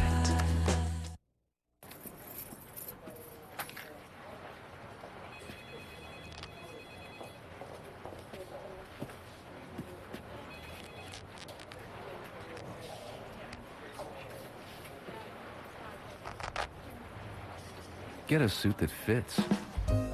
Moores has a wide selection of great-looking suits to fit you and your budget, starting at only $150. Moores. Well-made, well-priced, well-dressed.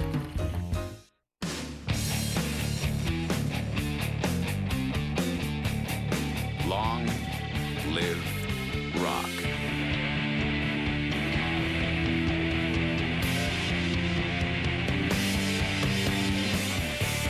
Check out the most dependable, longest-lasting trucks on the road during the Rock the Nation event. Get the new Silverado Special Edition with $1,000 worth of extras. On us. Now, at your local Chevy dealer. Oh, they love their hockey in Prague, Czech Republic. They love their teams, their players. In fact, the biggest hit, musical or play right now, the show that is on in Prague right now, it's called Nagano, and it's after the 1998 win, and they have all these actors playing Dominik Hasek and all the players. That's kind of neat. I don't know if we could ever have that for maybe last year's World Championship for Team Canada. They're playing better, though. Let's go to your Read in White today. Well, in the Read in White today, we're going to really focus on Daniel Briere. He's done a fantastic job for Team Canada, a team that is missing some offense, but he does his best job game in and game out, and especially on the face-offs. And this face-off here, we've got him right in the middle of the rink, and he wins this one on his forehand. The key to a good center is to be able to win the puck on the forehand, on the backhand, use your feet, pulls the puck back, and guess who gets the puck coming off the rebound? Well, there he is, Daniel Briere. He really generates a lot of offense. This one here, he's going to win it on his backhand. And like I said, either side of the rink, it's so important if a center can win draws on both sides of the rink, because then he can play in any situation. This is the first goal of the game, and it's all generated off a face-off by Daniel Briere. And then Danny Heatley and Daniel Briere were a great tandem in last year's World Championship. He just can't finish on this one, although the Buffalo Sabres have seen him finish with 28 goals this past season. Again on the face-off. This time he needs a little help from his line mates. But for Daniel Briere and a team that is missing on the offense, Daniel Briere is doing his best to keep Team Canada with the puck by winning the face-off and having puck possession. Now, they have a stat, and nobody was in the top 30 for Canada, but watching the 3 games, Daniel Briere has won the majority of his draws. I don't think the stats are quite right, but I really like the way he's just fit right in. And when you don't know your opponent, it's tougher to win your draw. When you have a book on your opponent, it's easier to win your draw. But Daniel Briere has done a fantastic job in the face-off circle for Team Canada. Yeah, those draws are much more pronounced, too. When you look at the big ice surface, you have a little bit of a gap, particularly when it's drawn back to that defenseman. You've certainly got a lot more time to wind up and let that shot go. And the defense can pick their shots a lot better, or you can find a guy wide open to the side of the net. But puck possession in today's game is so important, and on the big ice, the way they can move it around, guys like Daniel Briere, you just can't have enough of them when you're playing. Team Canada certainly owned the puck in that period. That's why they have a 2-0 lead after 2 over Switzerland. You're watching the IIHF World Hockey Championship on TSN. Hi. Hey. This kid's potato sack doesn't look regulation to me. Excuse me? Well, it's got a wider base. I mean, that's totally unfair to my kid, right? I want to launch a protest. Well, look, it's 2 inches higher. Look at those hand grips. It's not regulation. Regulation? Look, you know what else? I want a urine sample from this kid. He looks a little beefy for a 5-year-old. You're going down, buddy.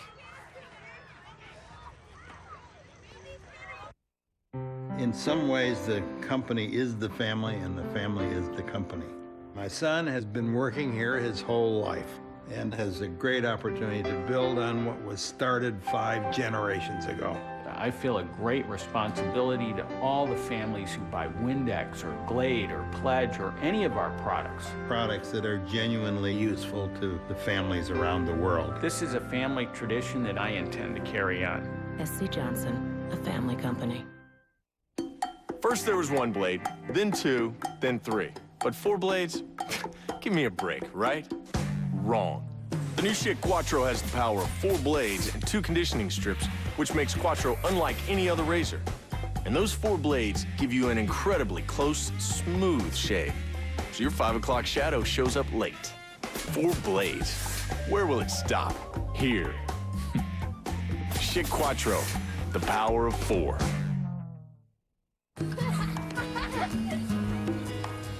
Hey, come on, we gotta go. I know. It's just that the kids were both born here. The new house. It's everything we ever dreamed of.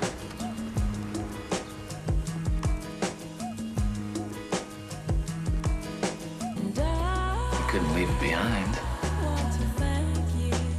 The CIBC Better Than Prime Mortgage. Get the home you love sooner. It's perfect.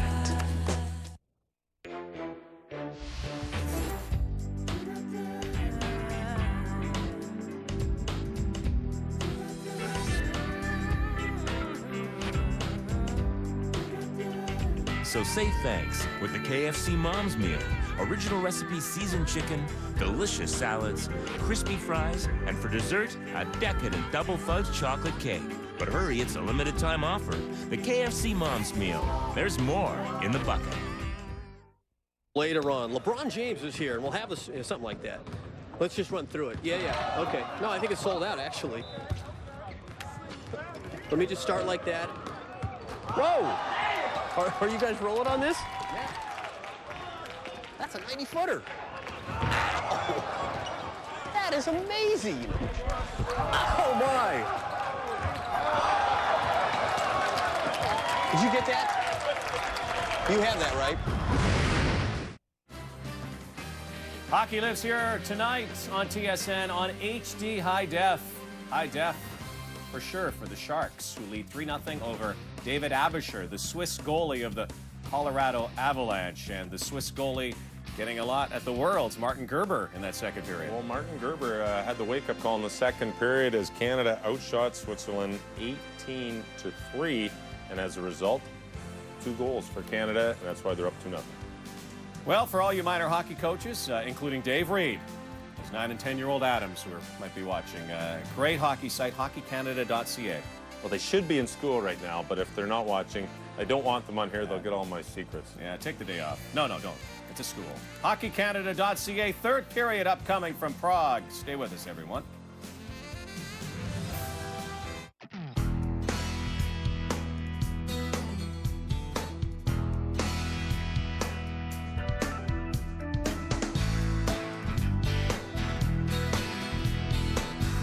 Kids don't always make the best choices. But at McDonald's, every choice is good. They can choose their favorite Happy Meal food and a drink like milk or juice. Try new apple slices with caramel dip. McDonald's.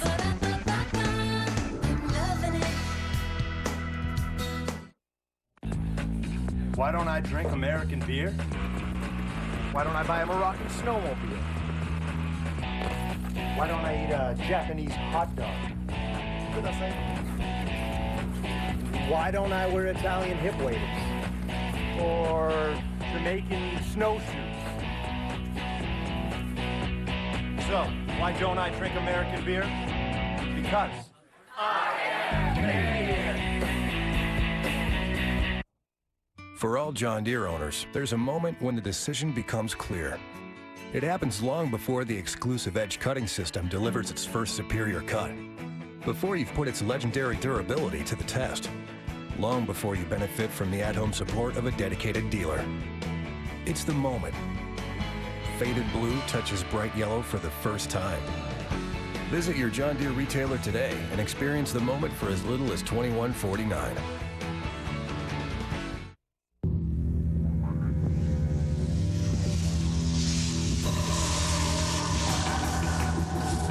There's always one who breaks away.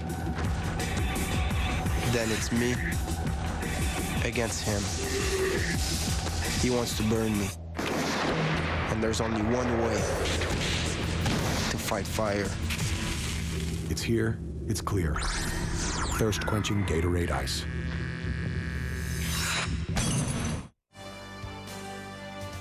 Canada looking to solidify first place in its pool, looking to play on Friday against who knows. Right now they lead Switzerland 2-0 heading to the third. Once again, let's send it to Prague. 2-0 was the score a year ago, and these two teams met. Canada needed a goal in the second and a goal in the third to make that happen. They've got 2 on the board already. And we'll wait and see what this third period looks like, because that was clearly their best period so far of the championship. But now they got to do it again. They got to carry that momentum here into the third and finish this Swiss team off. Precisely. They do not want to lay back and just protect this 2-goal lead. They want to keep things going the way that they had them going consistently for 20 minutes in the second. And here they come again. Stales tried to tip that one out of the air. Missed. It comes to the near side. Rob Niedermeyer couldn't control it. And out comes Switzerland. De La Rosa over the line, has Streit with him in front. Oh my! Steiniger just missed on the one-timer. Martin Steiniger, number 11, could have gotten Switzerland on the board there. Now here's Canada right back the other way. Good start for the Swiss. De La Rosa gets it as Streit, intercepted by Ryan Smith, who's right behind him. Captain Canada's back there. Ryan Smith cycles it back towards Rob Niedermeyer. He can't get away from Steiniger. De La Rosa now with a long outlet pass looking for Rudeman, and that play was broken up. Quick pass near side for Smith, who was calling for it right in front. Morrison, stopped by Gerber. Brendan Morrison was all alone, and Gerber had the last say with a nice pad save. Well, the last time that happened to Ryan Smith, he had Jay Bouwmeester going in. That was way back in the first period. First of all, Luongo ended up seeing the traffic coming his way, but this was just that floating type of pass that Ryan Smith ended up sending out, and Morrison this time just, he at least got that puck to lay down for him and then tried to slide it underneath of Gerber. He did do a good job to get that thing to sit down. Gerber made the stop. Cook now barging into the corner. Morrison walks out. Penalty coming up. It's going to go against Switzerland. And Canada will get another opportunity on the power play. There's the high stick call. The stick came up, and for Canada, they will benefit one more time by getting the power play opportunity. The Swiss trying to be aggressive to start this third period off. Thomas Ziegler ends up with a high sticking penalty, but their aggressiveness has not paid off the least bit. We'll see whether or not Canada can capitalize on the power play. They've had their opportunities. They need to get some confidence on this power play. Morrison, Cook, and Murray remain out there. Murray missed that pass. Cook helps out, chips it off the end boards to Murray, who gets it to Morrison. Another penalty. Yeah, right away. Another penalty call.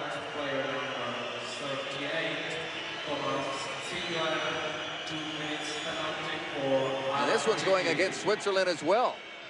So it'll be a 2-man advantage for a full minute 44 seconds. As that over-aggressiveness that you talked about has got him in a spot of bother right now. Well, and I mentioned that can be a problem with Beauclair over in international play, is that he tends to be a little bit too aggressive. Now, it's most likely going to be called for elbowing. Didn't see the elbow come up high. Regardless, he's in the box for 2 more.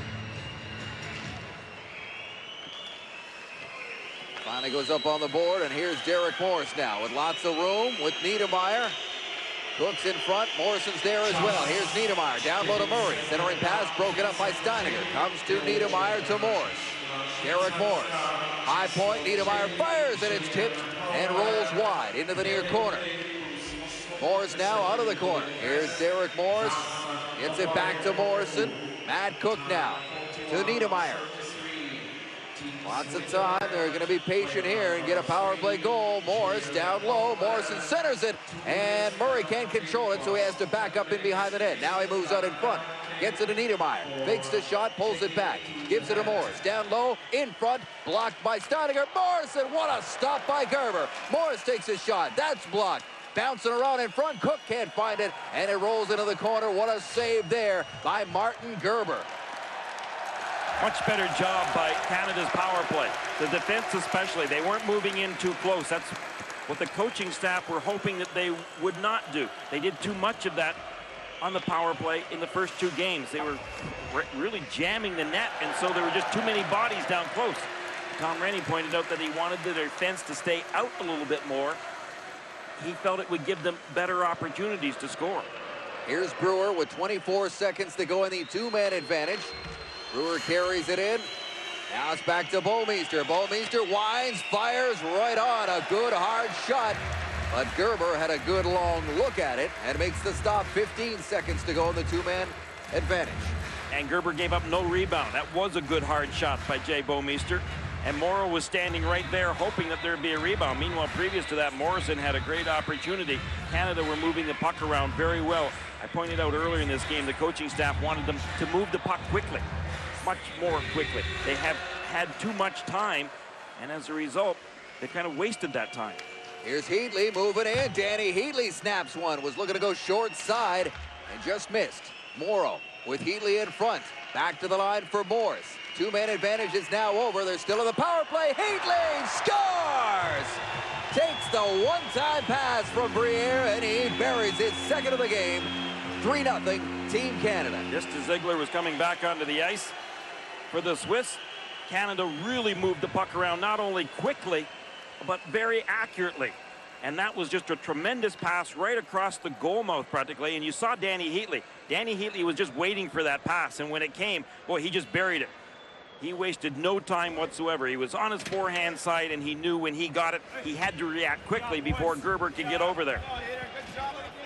Heatley had some good success playing with Briere a year ago in Finland, and you can see that what a great pass on that play. And you can see also what the coaching staff were referring to, David, about moving that puck quickly and how they could get the Swiss kind of moving from side to side and opening up somebody. Well, Danny Heatley got opened up for that main reason.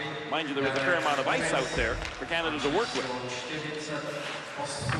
As we pointed out, that came just as the first penalty was expiring, so teams are back at even strength. Canada gets a power play goal, much needed one, and they've extended their lead to 3 here against Switzerland.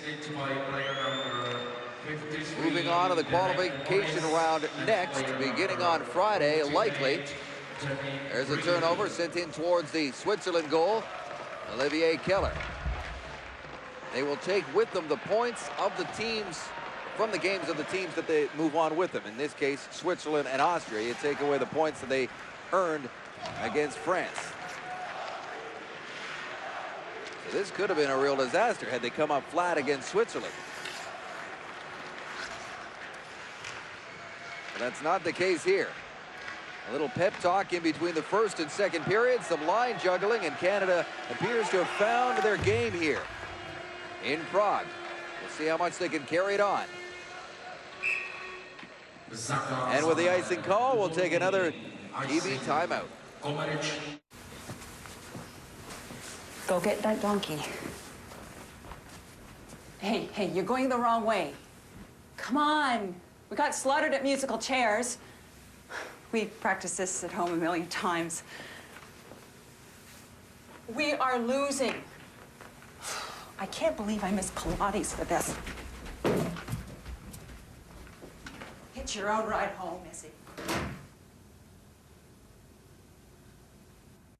The RBC Local Hockey Leaders Program recognizes dedicated volunteers that support hockey in their community. This season, RBC's donated over $100,000 on behalf of 14 regional winners like Art Como of St. John, New Brunswick. For more information, visit rbchockeyleaders.com. Ralph Kruger, Team Switzerland. Now down 3 to Team Canada. I should point out that penalty that we thought maybe was elbowing on Vauclair actually was checking to the head, which carries a misconduct penalty with it. That's why that other player went into the penalty box. Beauclair's still in the penalty box, of course, serving his misconduct.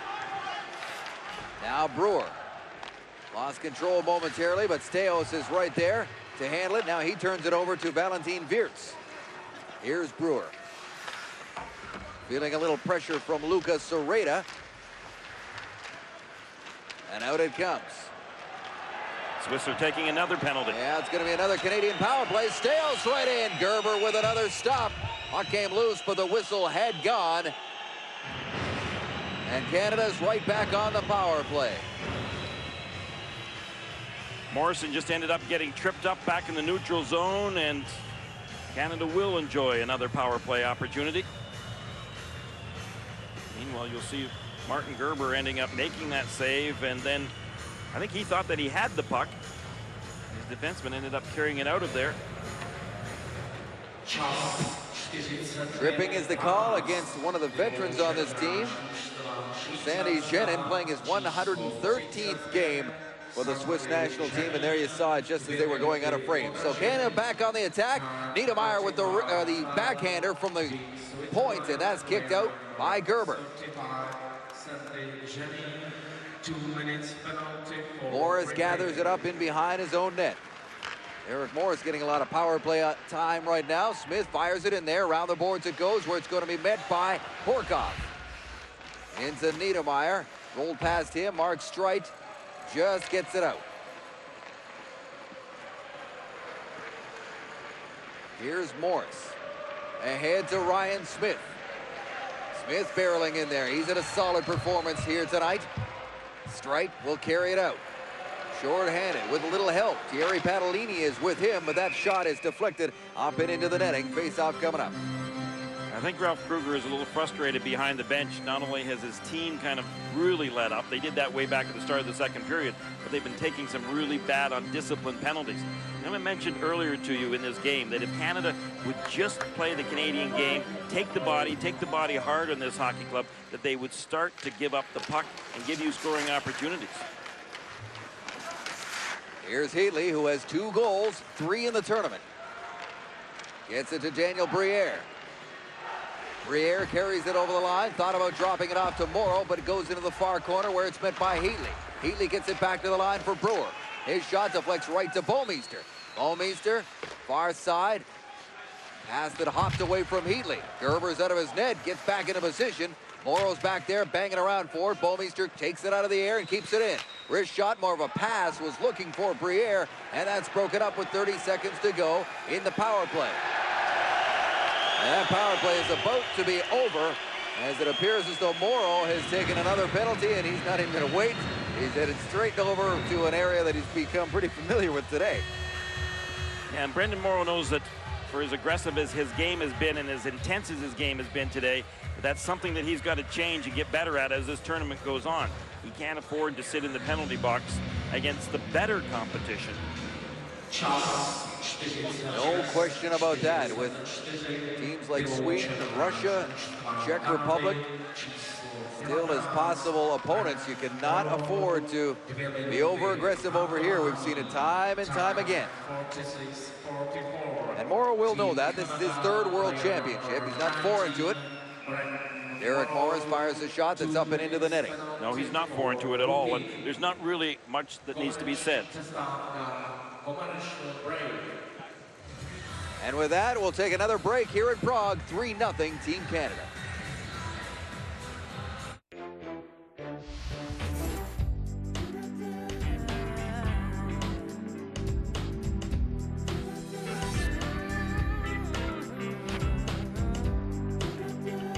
So say thanks with the KFC Mom's Meal. Original recipe seasoned chicken, delicious salads, crispy fries, and for dessert, a decadent double fudge chocolate cake. But hurry, it's a limited time offer.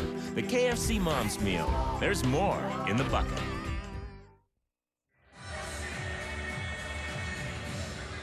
Daniel Briere was being attended to on the bench by Team Canada's trainer, but he appears to be all right. Canada has so far been fortunate not getting hit with the injury bug. That's something that is so key to them as this tournament gets on, is remaining healthy. It is a marathon, a 2-week marathon. The good thing for Canada is that you can stay in one location. But if you go to the goal, it's 9 games. The initial Switzerland penalty is now over, so they've got a power play for a little under 1:30 here. They'll try to get their first goal of the hockey game. Martin Plus fires a hard shot in. It rings around the boards where it's handled by Niedermeyer, but 2 white jerseys are on it immediately. Comes back to the line for Goran Pazina. He gets it near side for Yenny. Rolls off his stick, and this will be cleared by Matt Cook, and Cook got a stick up high, and this power play is over. Once again, a stick infraction on the part of the Swiss. And that's just an undisciplined play on their part. So much for the power play opportunity. You'll see as Matt Cook ended up getting that stick right from Marcel Yenny right up in his face. Not a bad sell job by Cook, don't you think? He's an NHL warrior. He's received far worse than that. Well, it took care of the power play. It did that. So 4-on-4 for another minute here, as there have been a ton of penalties here in the third period. Skating out with it is Forster. Forster's in over the line, backhands one towards the goal. It goes wide and bounces straight to Rudeman. His shot deflects wide as well. Forster winds up with a wild one-timer that goes off the skates of Brendan Morrison.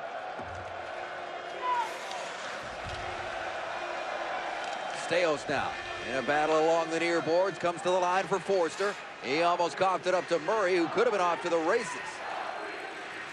Now Glenn Murray will slow things down, get it far side for Morrison, who steers it back towards Brewer.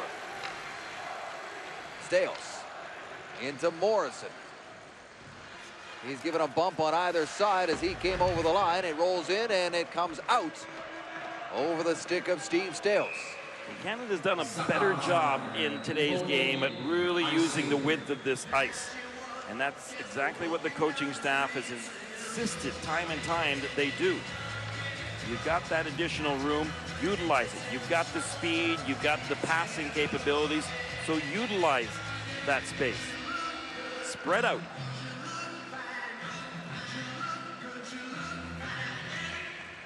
Daniel Briere, that play is whistled down. They're going to do that face-off again. Yeah, spread out, but they also can't try to, I noticed in the first couple of games they were really trying for that long bomb pass. As these players, exactly. Yeah. You're absolutely right, but I don't mean spreading out as far as from north to south. Right. I'm talking about east to west. I know what you meant.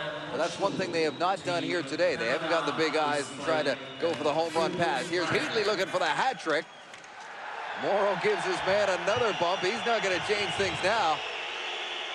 Crowd looking for another penalty. They're not going to get one. Here's Brendan Morrow in behind the net. Strike clears the puck. And we talk about that long pass that Canada were looking to make, and I mean on the power play it's one thing, that's fine, but when you're even strength, but it's just such a natural tendency when there is no red line out there, you want to take advantage of it. Power play in effect here for Team Canada. Briere tries to walk out in front to Heatley, and Gerber has it. Heatley came so close to completing the hat trick. He is the last guy to score a hat trick for Canada at the World Championship. Did it a year ago. Well, you knew Gerber had it, but Gerber wasn't sure that he had it. Yeah. He was looking around.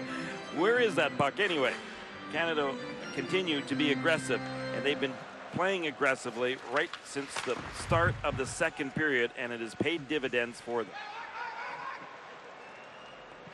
That was the question coming in. That's what the coaching staff and the players and the fans at home wanted to see. They wanted to see a solid effort from Team Canada here from beginning to end. First period, they did not necessarily play that well, but they have picked it up now. Penalty is over. Team's back at even strength there. Shot from a long way out, right in on Roberto Luongo, and he'll hold it for a face-off nearing the 4 seconds shy of the midway mark of the third. Just playing it safe, giving his teammates an opportunity to get some fresh legs out there. And so Roberto Luongo makes a very good call there by not dishing it off. Take the stoppage and play in the face-off to his right. And then, of course, win the draw. That's key. which they've been doing more of today. That was another area they wanted to see some improvement in. And so far, so good. Yenny out of the box, now back out there and behind his own goal, being watched by Murray. They give it away there to Cook. Cook almost had his pocket picked, and now he does give it up to Rudeman. Here comes Rudeman down the right side. He'll flip it in there. Luongo stuck his stick out to knock it down for two of his teammates who come crashing in. And out it comes. Strite being watched by Cook. That puck is off the netting here. They allow play to continue.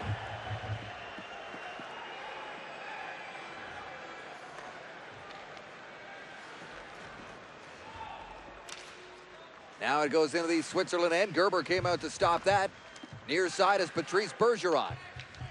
A great rookie for the Boston Bruins. One of two great freshmen they had playing in Boston this season, along with goaltender Andrew Raycroft. Here's Bergeron in behind the net. Bergeron looking for somebody to dish off to on his backhand. Tried the shot, and it deflects to the far side. Patrice Bergeron is now the second youngest player to ever play for Canada at a World Championship. Not even 19 years old yet. The best automotive value in the country now has the best protection package in the country. Introducing Canada's best warranty from Hyundai. Now every new Hyundai is covered by the longest powertrain warranty, an unbeatable limited bumper-to-bumper warranty, and 5-year roadside assistance. When you build them better, you can back them better. Canada's best warranty, only from Hyundai. Looks like we'll be back Friday morning on TSN from Prague at the 2004 World Hockey Championships. Canada on its way to a win, it looks like. We'll send you back to Dave and Gary. Yeah, with less than 9 minutes to go, Rod, you would think that would be the case here as Switzerland has become less and less interested in battling against Team Canada as this game has gone on. They had a great start and pretty much controlled a good part of the first period. But since then, it's been all red. And I told you that would happen. I know this Swiss team pretty well. I've had the great opportunity to coach Team Canada the last couple of years at some international tournaments, and that's the way the Swiss are. Look out, here they go with a puck hopping around there in the Canadian zone. They'll take anything they can get at this point. It rolls into the corner for Stales. And chipped out. Now Briere on the move with Morrow. Can't get to the puck before Steiniger, however. And play is whistled down.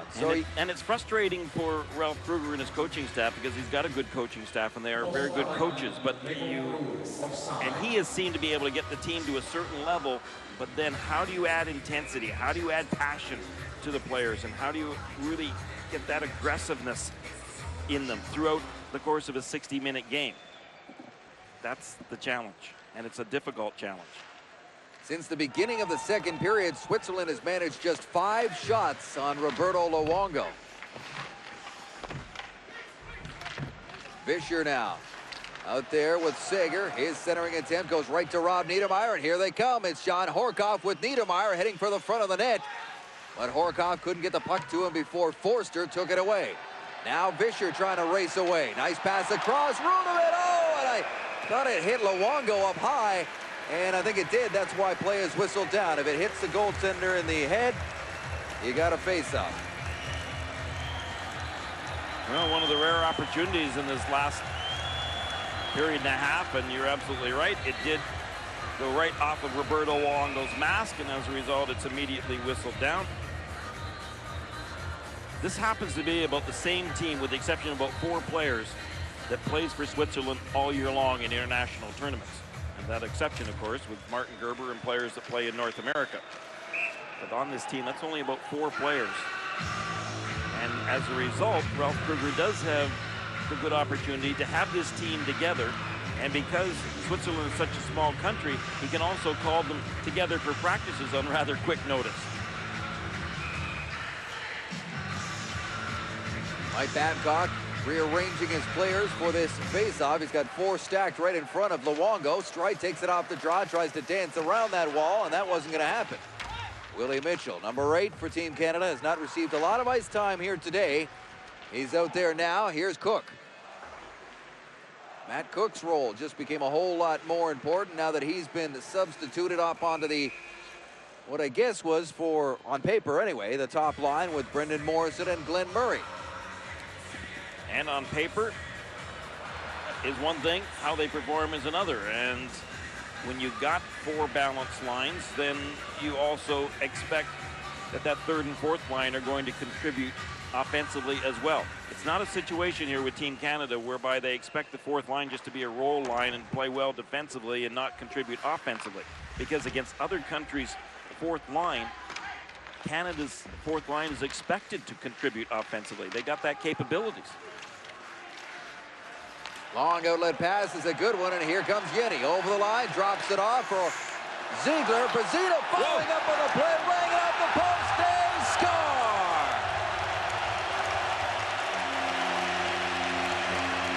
A good rush for Switzerland, and they've finally broken through here. It's 3-1. Off the post and out, and then the rebound was sitting there. There you saw the shot by Benzina, and then it ended up right in the net behind Roberto Luongo.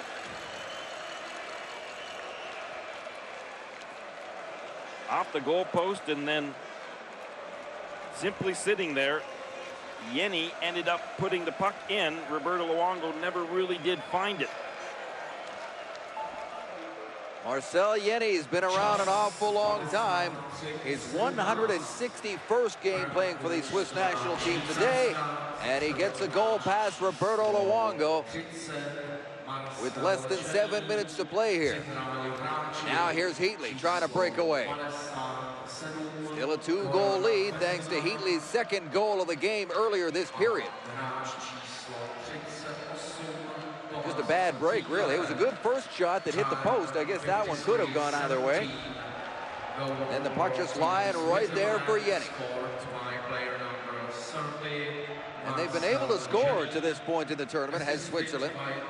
It's not really a surprise that they were able to beat Luongo. Now we'll see how this changes the game, if it does at all. With time becoming a factor. Under 6 minutes to go now as Brewer lugs it up over center, dumps it in, heads for the change. And you can hear all the Swiss fans who are in attendance today. You close your eyes and just look at the stands, you think they're wearing Canadian red. No, that's not the case. What Canada will have to be careful about here is the Swiss will really start shooting a couple of forwards out high on their breakout, trying to get in behind the Canadian defense. With that one goal right now, it'll give them a little bit of confidence. They feel they're back in the hockey game, and so Ralph Kruger will start sending those wingers. They'll just start shooting right up the boards and then crossing over in order to look for that long pass. Canada still want to play their game, but at the same time, they're going to have their head on a swivel.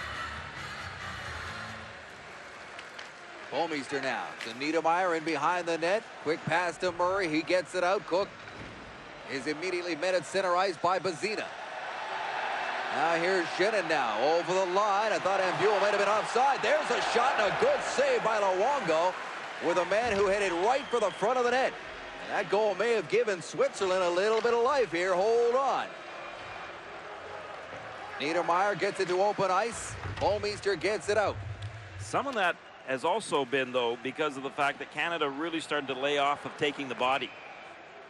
Well, maybe they better start taking it again.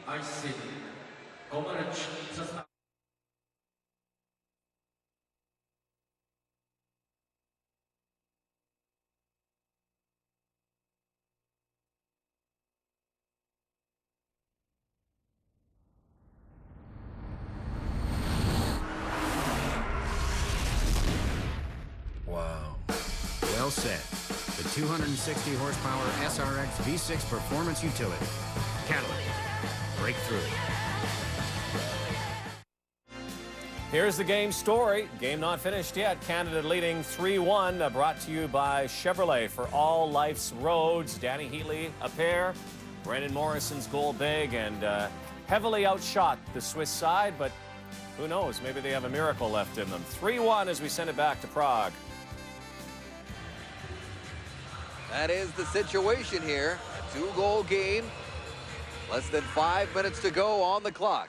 Canada wins the draw. Morris flips it off the glass. Horkoff tries to battle his way in against Ziegler. Now this one is scooped up by Forster. Forster can't get away from Smith, who turns it back the other way, and immediately going with it is Horkoff. Pokes it ahead. Niedermayer's in there as well. Rudeman will carry it out. Ivo Rudeman with Ziegler. This is the line that connected last time. It comes in on goal, and Luongo will cover it up. Faceoff coming up to his left. With about 4.5 minutes to go in this third period, Canada got to make sure that nothing fancy right now. You see Roberto Luongo with some traffic coming in on top of him, including his own player, Glenn Murray, coming crashing into the crease. Canada wants to keep their game simple. Not to hang on to that puck too long when they get over that red line, to put that puck in deep, make sure they're sound defensively. Defense will kind of back off from pinching, and they'll have that one aggressive forechecker in on top, trying to do the job of two men, and that will be their job. But that second forechecker is not likely to be too active. Right now, the first forechecker there was Matt Cook doing a good job. He leaves the work in the corner for Murray. Now Briere's out there in against Plutz. Briere is often outsized, but his heart is always in it, as it was on that play, but Switzerland comes out with it. Near side for Stales. Off the board, gathered up by Morrow, who gets out of the way of a check. Here's Briere, high slot, snaps one, deflects up and over the net. Well, you could see that even though Heatley was thinking of heading right for the net, that he backed off just a little bit there, knowing full well what the game plan is that Briere had possession. He was going straight down the middle, and there were kind of three red sweaters, all Canadian forwards, that were kind of bunched up a little bit, so they did not want to get caught. I'll redo that face-off as you got a good look at Briere heading off the ice. Led the Buffalo Sabres in scoring this year and was just a second in goals, one behind Miroslav Shatan. Keep the fresh legs out there, 30-second shifts, and finish this game off well, knowing that you have played a pretty solid 60 minutes, 40 minutes especially. Bergeron, the youngster, 18-year-old, in to take the draw against the veteran Janin, and Janin wins it into the far corner. Chipped a little high into the stands. 16-21 gone here in the third. Right there, the Swiss were looking to try to win that draw so they could get the quick breakout and send that man right up and over the red line looking for a long pass. And Canada knows full well that that's what they're going to try to do. The key here is for Horkoff to win the draw. Keep that opportunity away from them. And just tied him up anyway. Now here comes Forster. Tried to get it to Yenny, but the pass was a bad one, well ahead of the winger. Yenny's crashing in the far corner now. Rudeman's out there with him. It comes to the line and out. Center ice for Ziegler. Sager gets it ahead to Forster. Here's Yenny trying to move past Bomeister.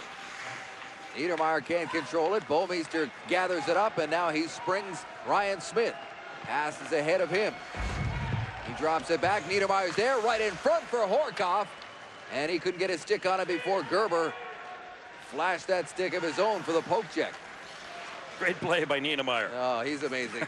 Scott Niedermayer just made a tremendous move using his hand. With a guy on his back. He's a lot stronger than a lot of people give him credit for. Certainly is. And a lot better defensively than most people give him credit for.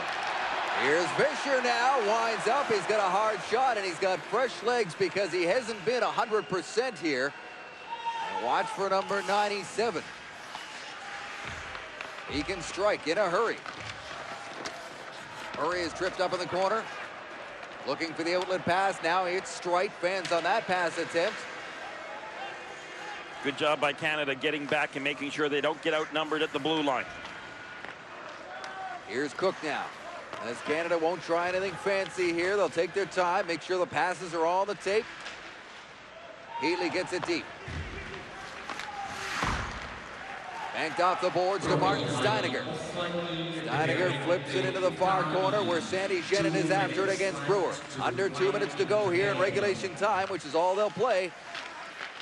Morrow looking for the handle. Now Brewer has it. And he'll just flip it out of the zone. Charging it after it is Steo. Steps around Bazina, gives him a bump. It comes right to Briere. Briere can't center it. It was Jeannin all over him. And Heatley doing a good job backing up Steo so that he could go in. Heatley was back playing the point. Steo chips it out, and Switzerland will have to clear the zone.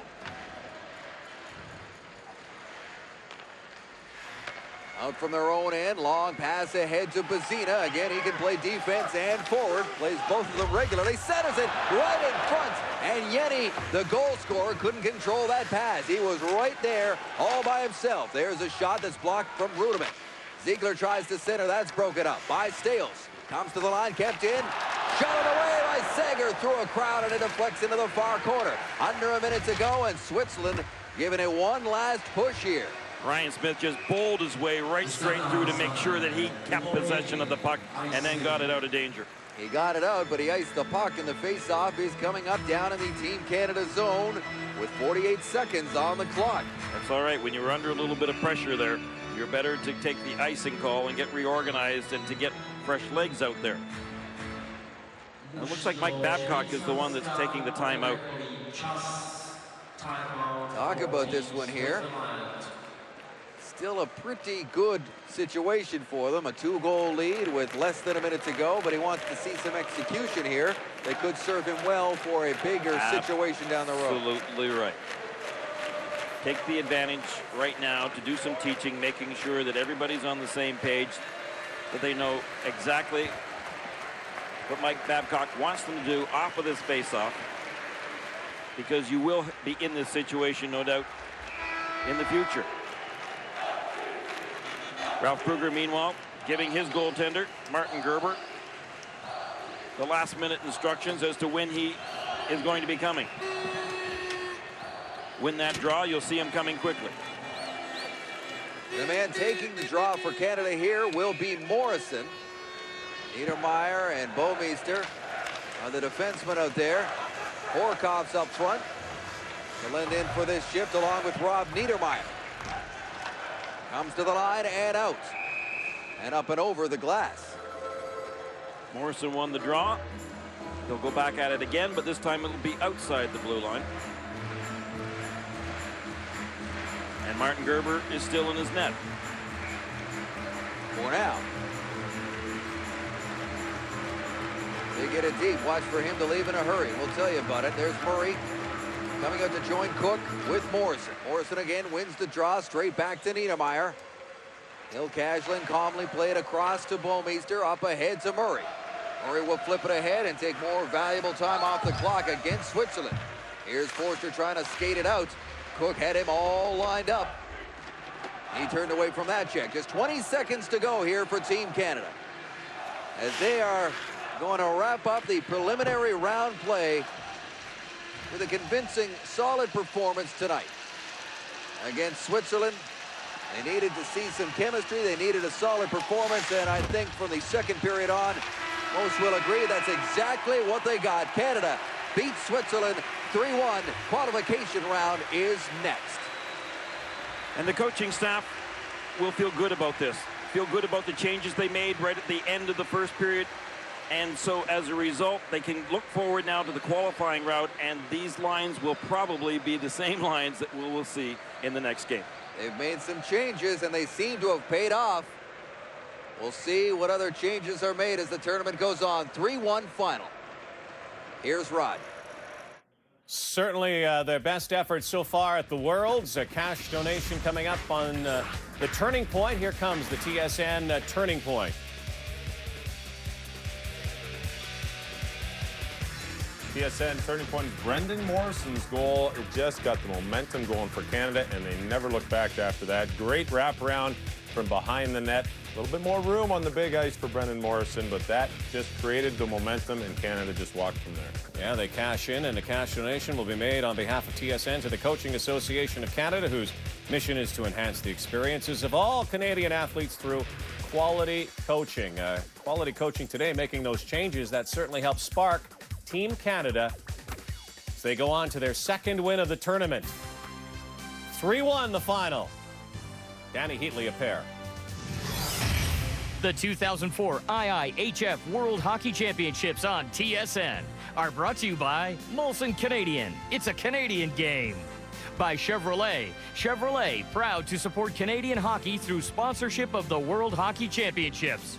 By Mitchum M3, so effective you could skip a day. And by Gatorade. Is it in you?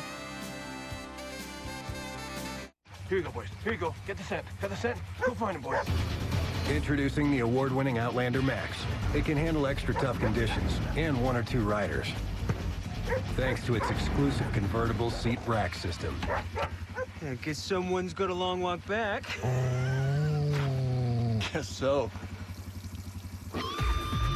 Don't get stuck with anything less. Bombardier ATV. Follow no one. Now with 2 years of free extended coverage. That ought to do it. Oh, you're going international, huh? That's the plan. All right. See you tomorrow. Hey, Frank, little help! Here you go, guys. Hey, ragazzi! Hey, Franco, mi aiuti? Ci vediamo. Ciao, Franco. Ciao. Ecco i pacchi da Montreal. Sì, lavoriamo con l'estero, eh? Ti ringrazio. Complimenti. Global shipping with a very familiar face. UPS, what can Brown do for you? Come on to my house, come on. Since 1954, RBC's had mortgage specialists to help you with the right mortgage. My house, I'm gonna give you peach and pear and The difference is, today they come to you because you've got lots of things to do. Another way RBC puts you first. RBC Royal Bank, first for you. You like simple better than complicated. You like quick better than slow. So use SpeedPass to pay at Esso. It's fast. There's no fumbling with cash or cards.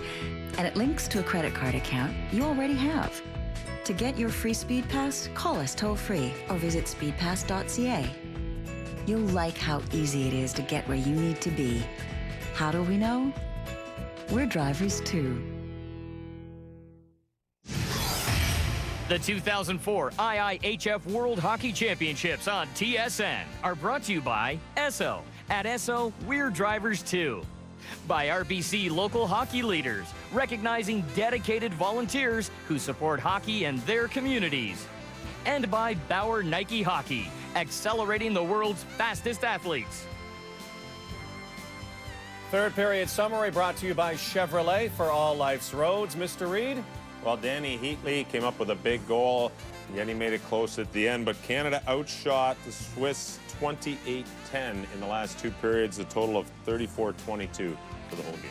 So next up, Friday morning, 10 Eastern, 7 Pacific time, Canada will play Czech, Germany, and Latvia all together. Actually, they'll play one of those teams, depending on what happens later today. Canada wins 3-1. They win their pool. We will see you Friday at the Worlds.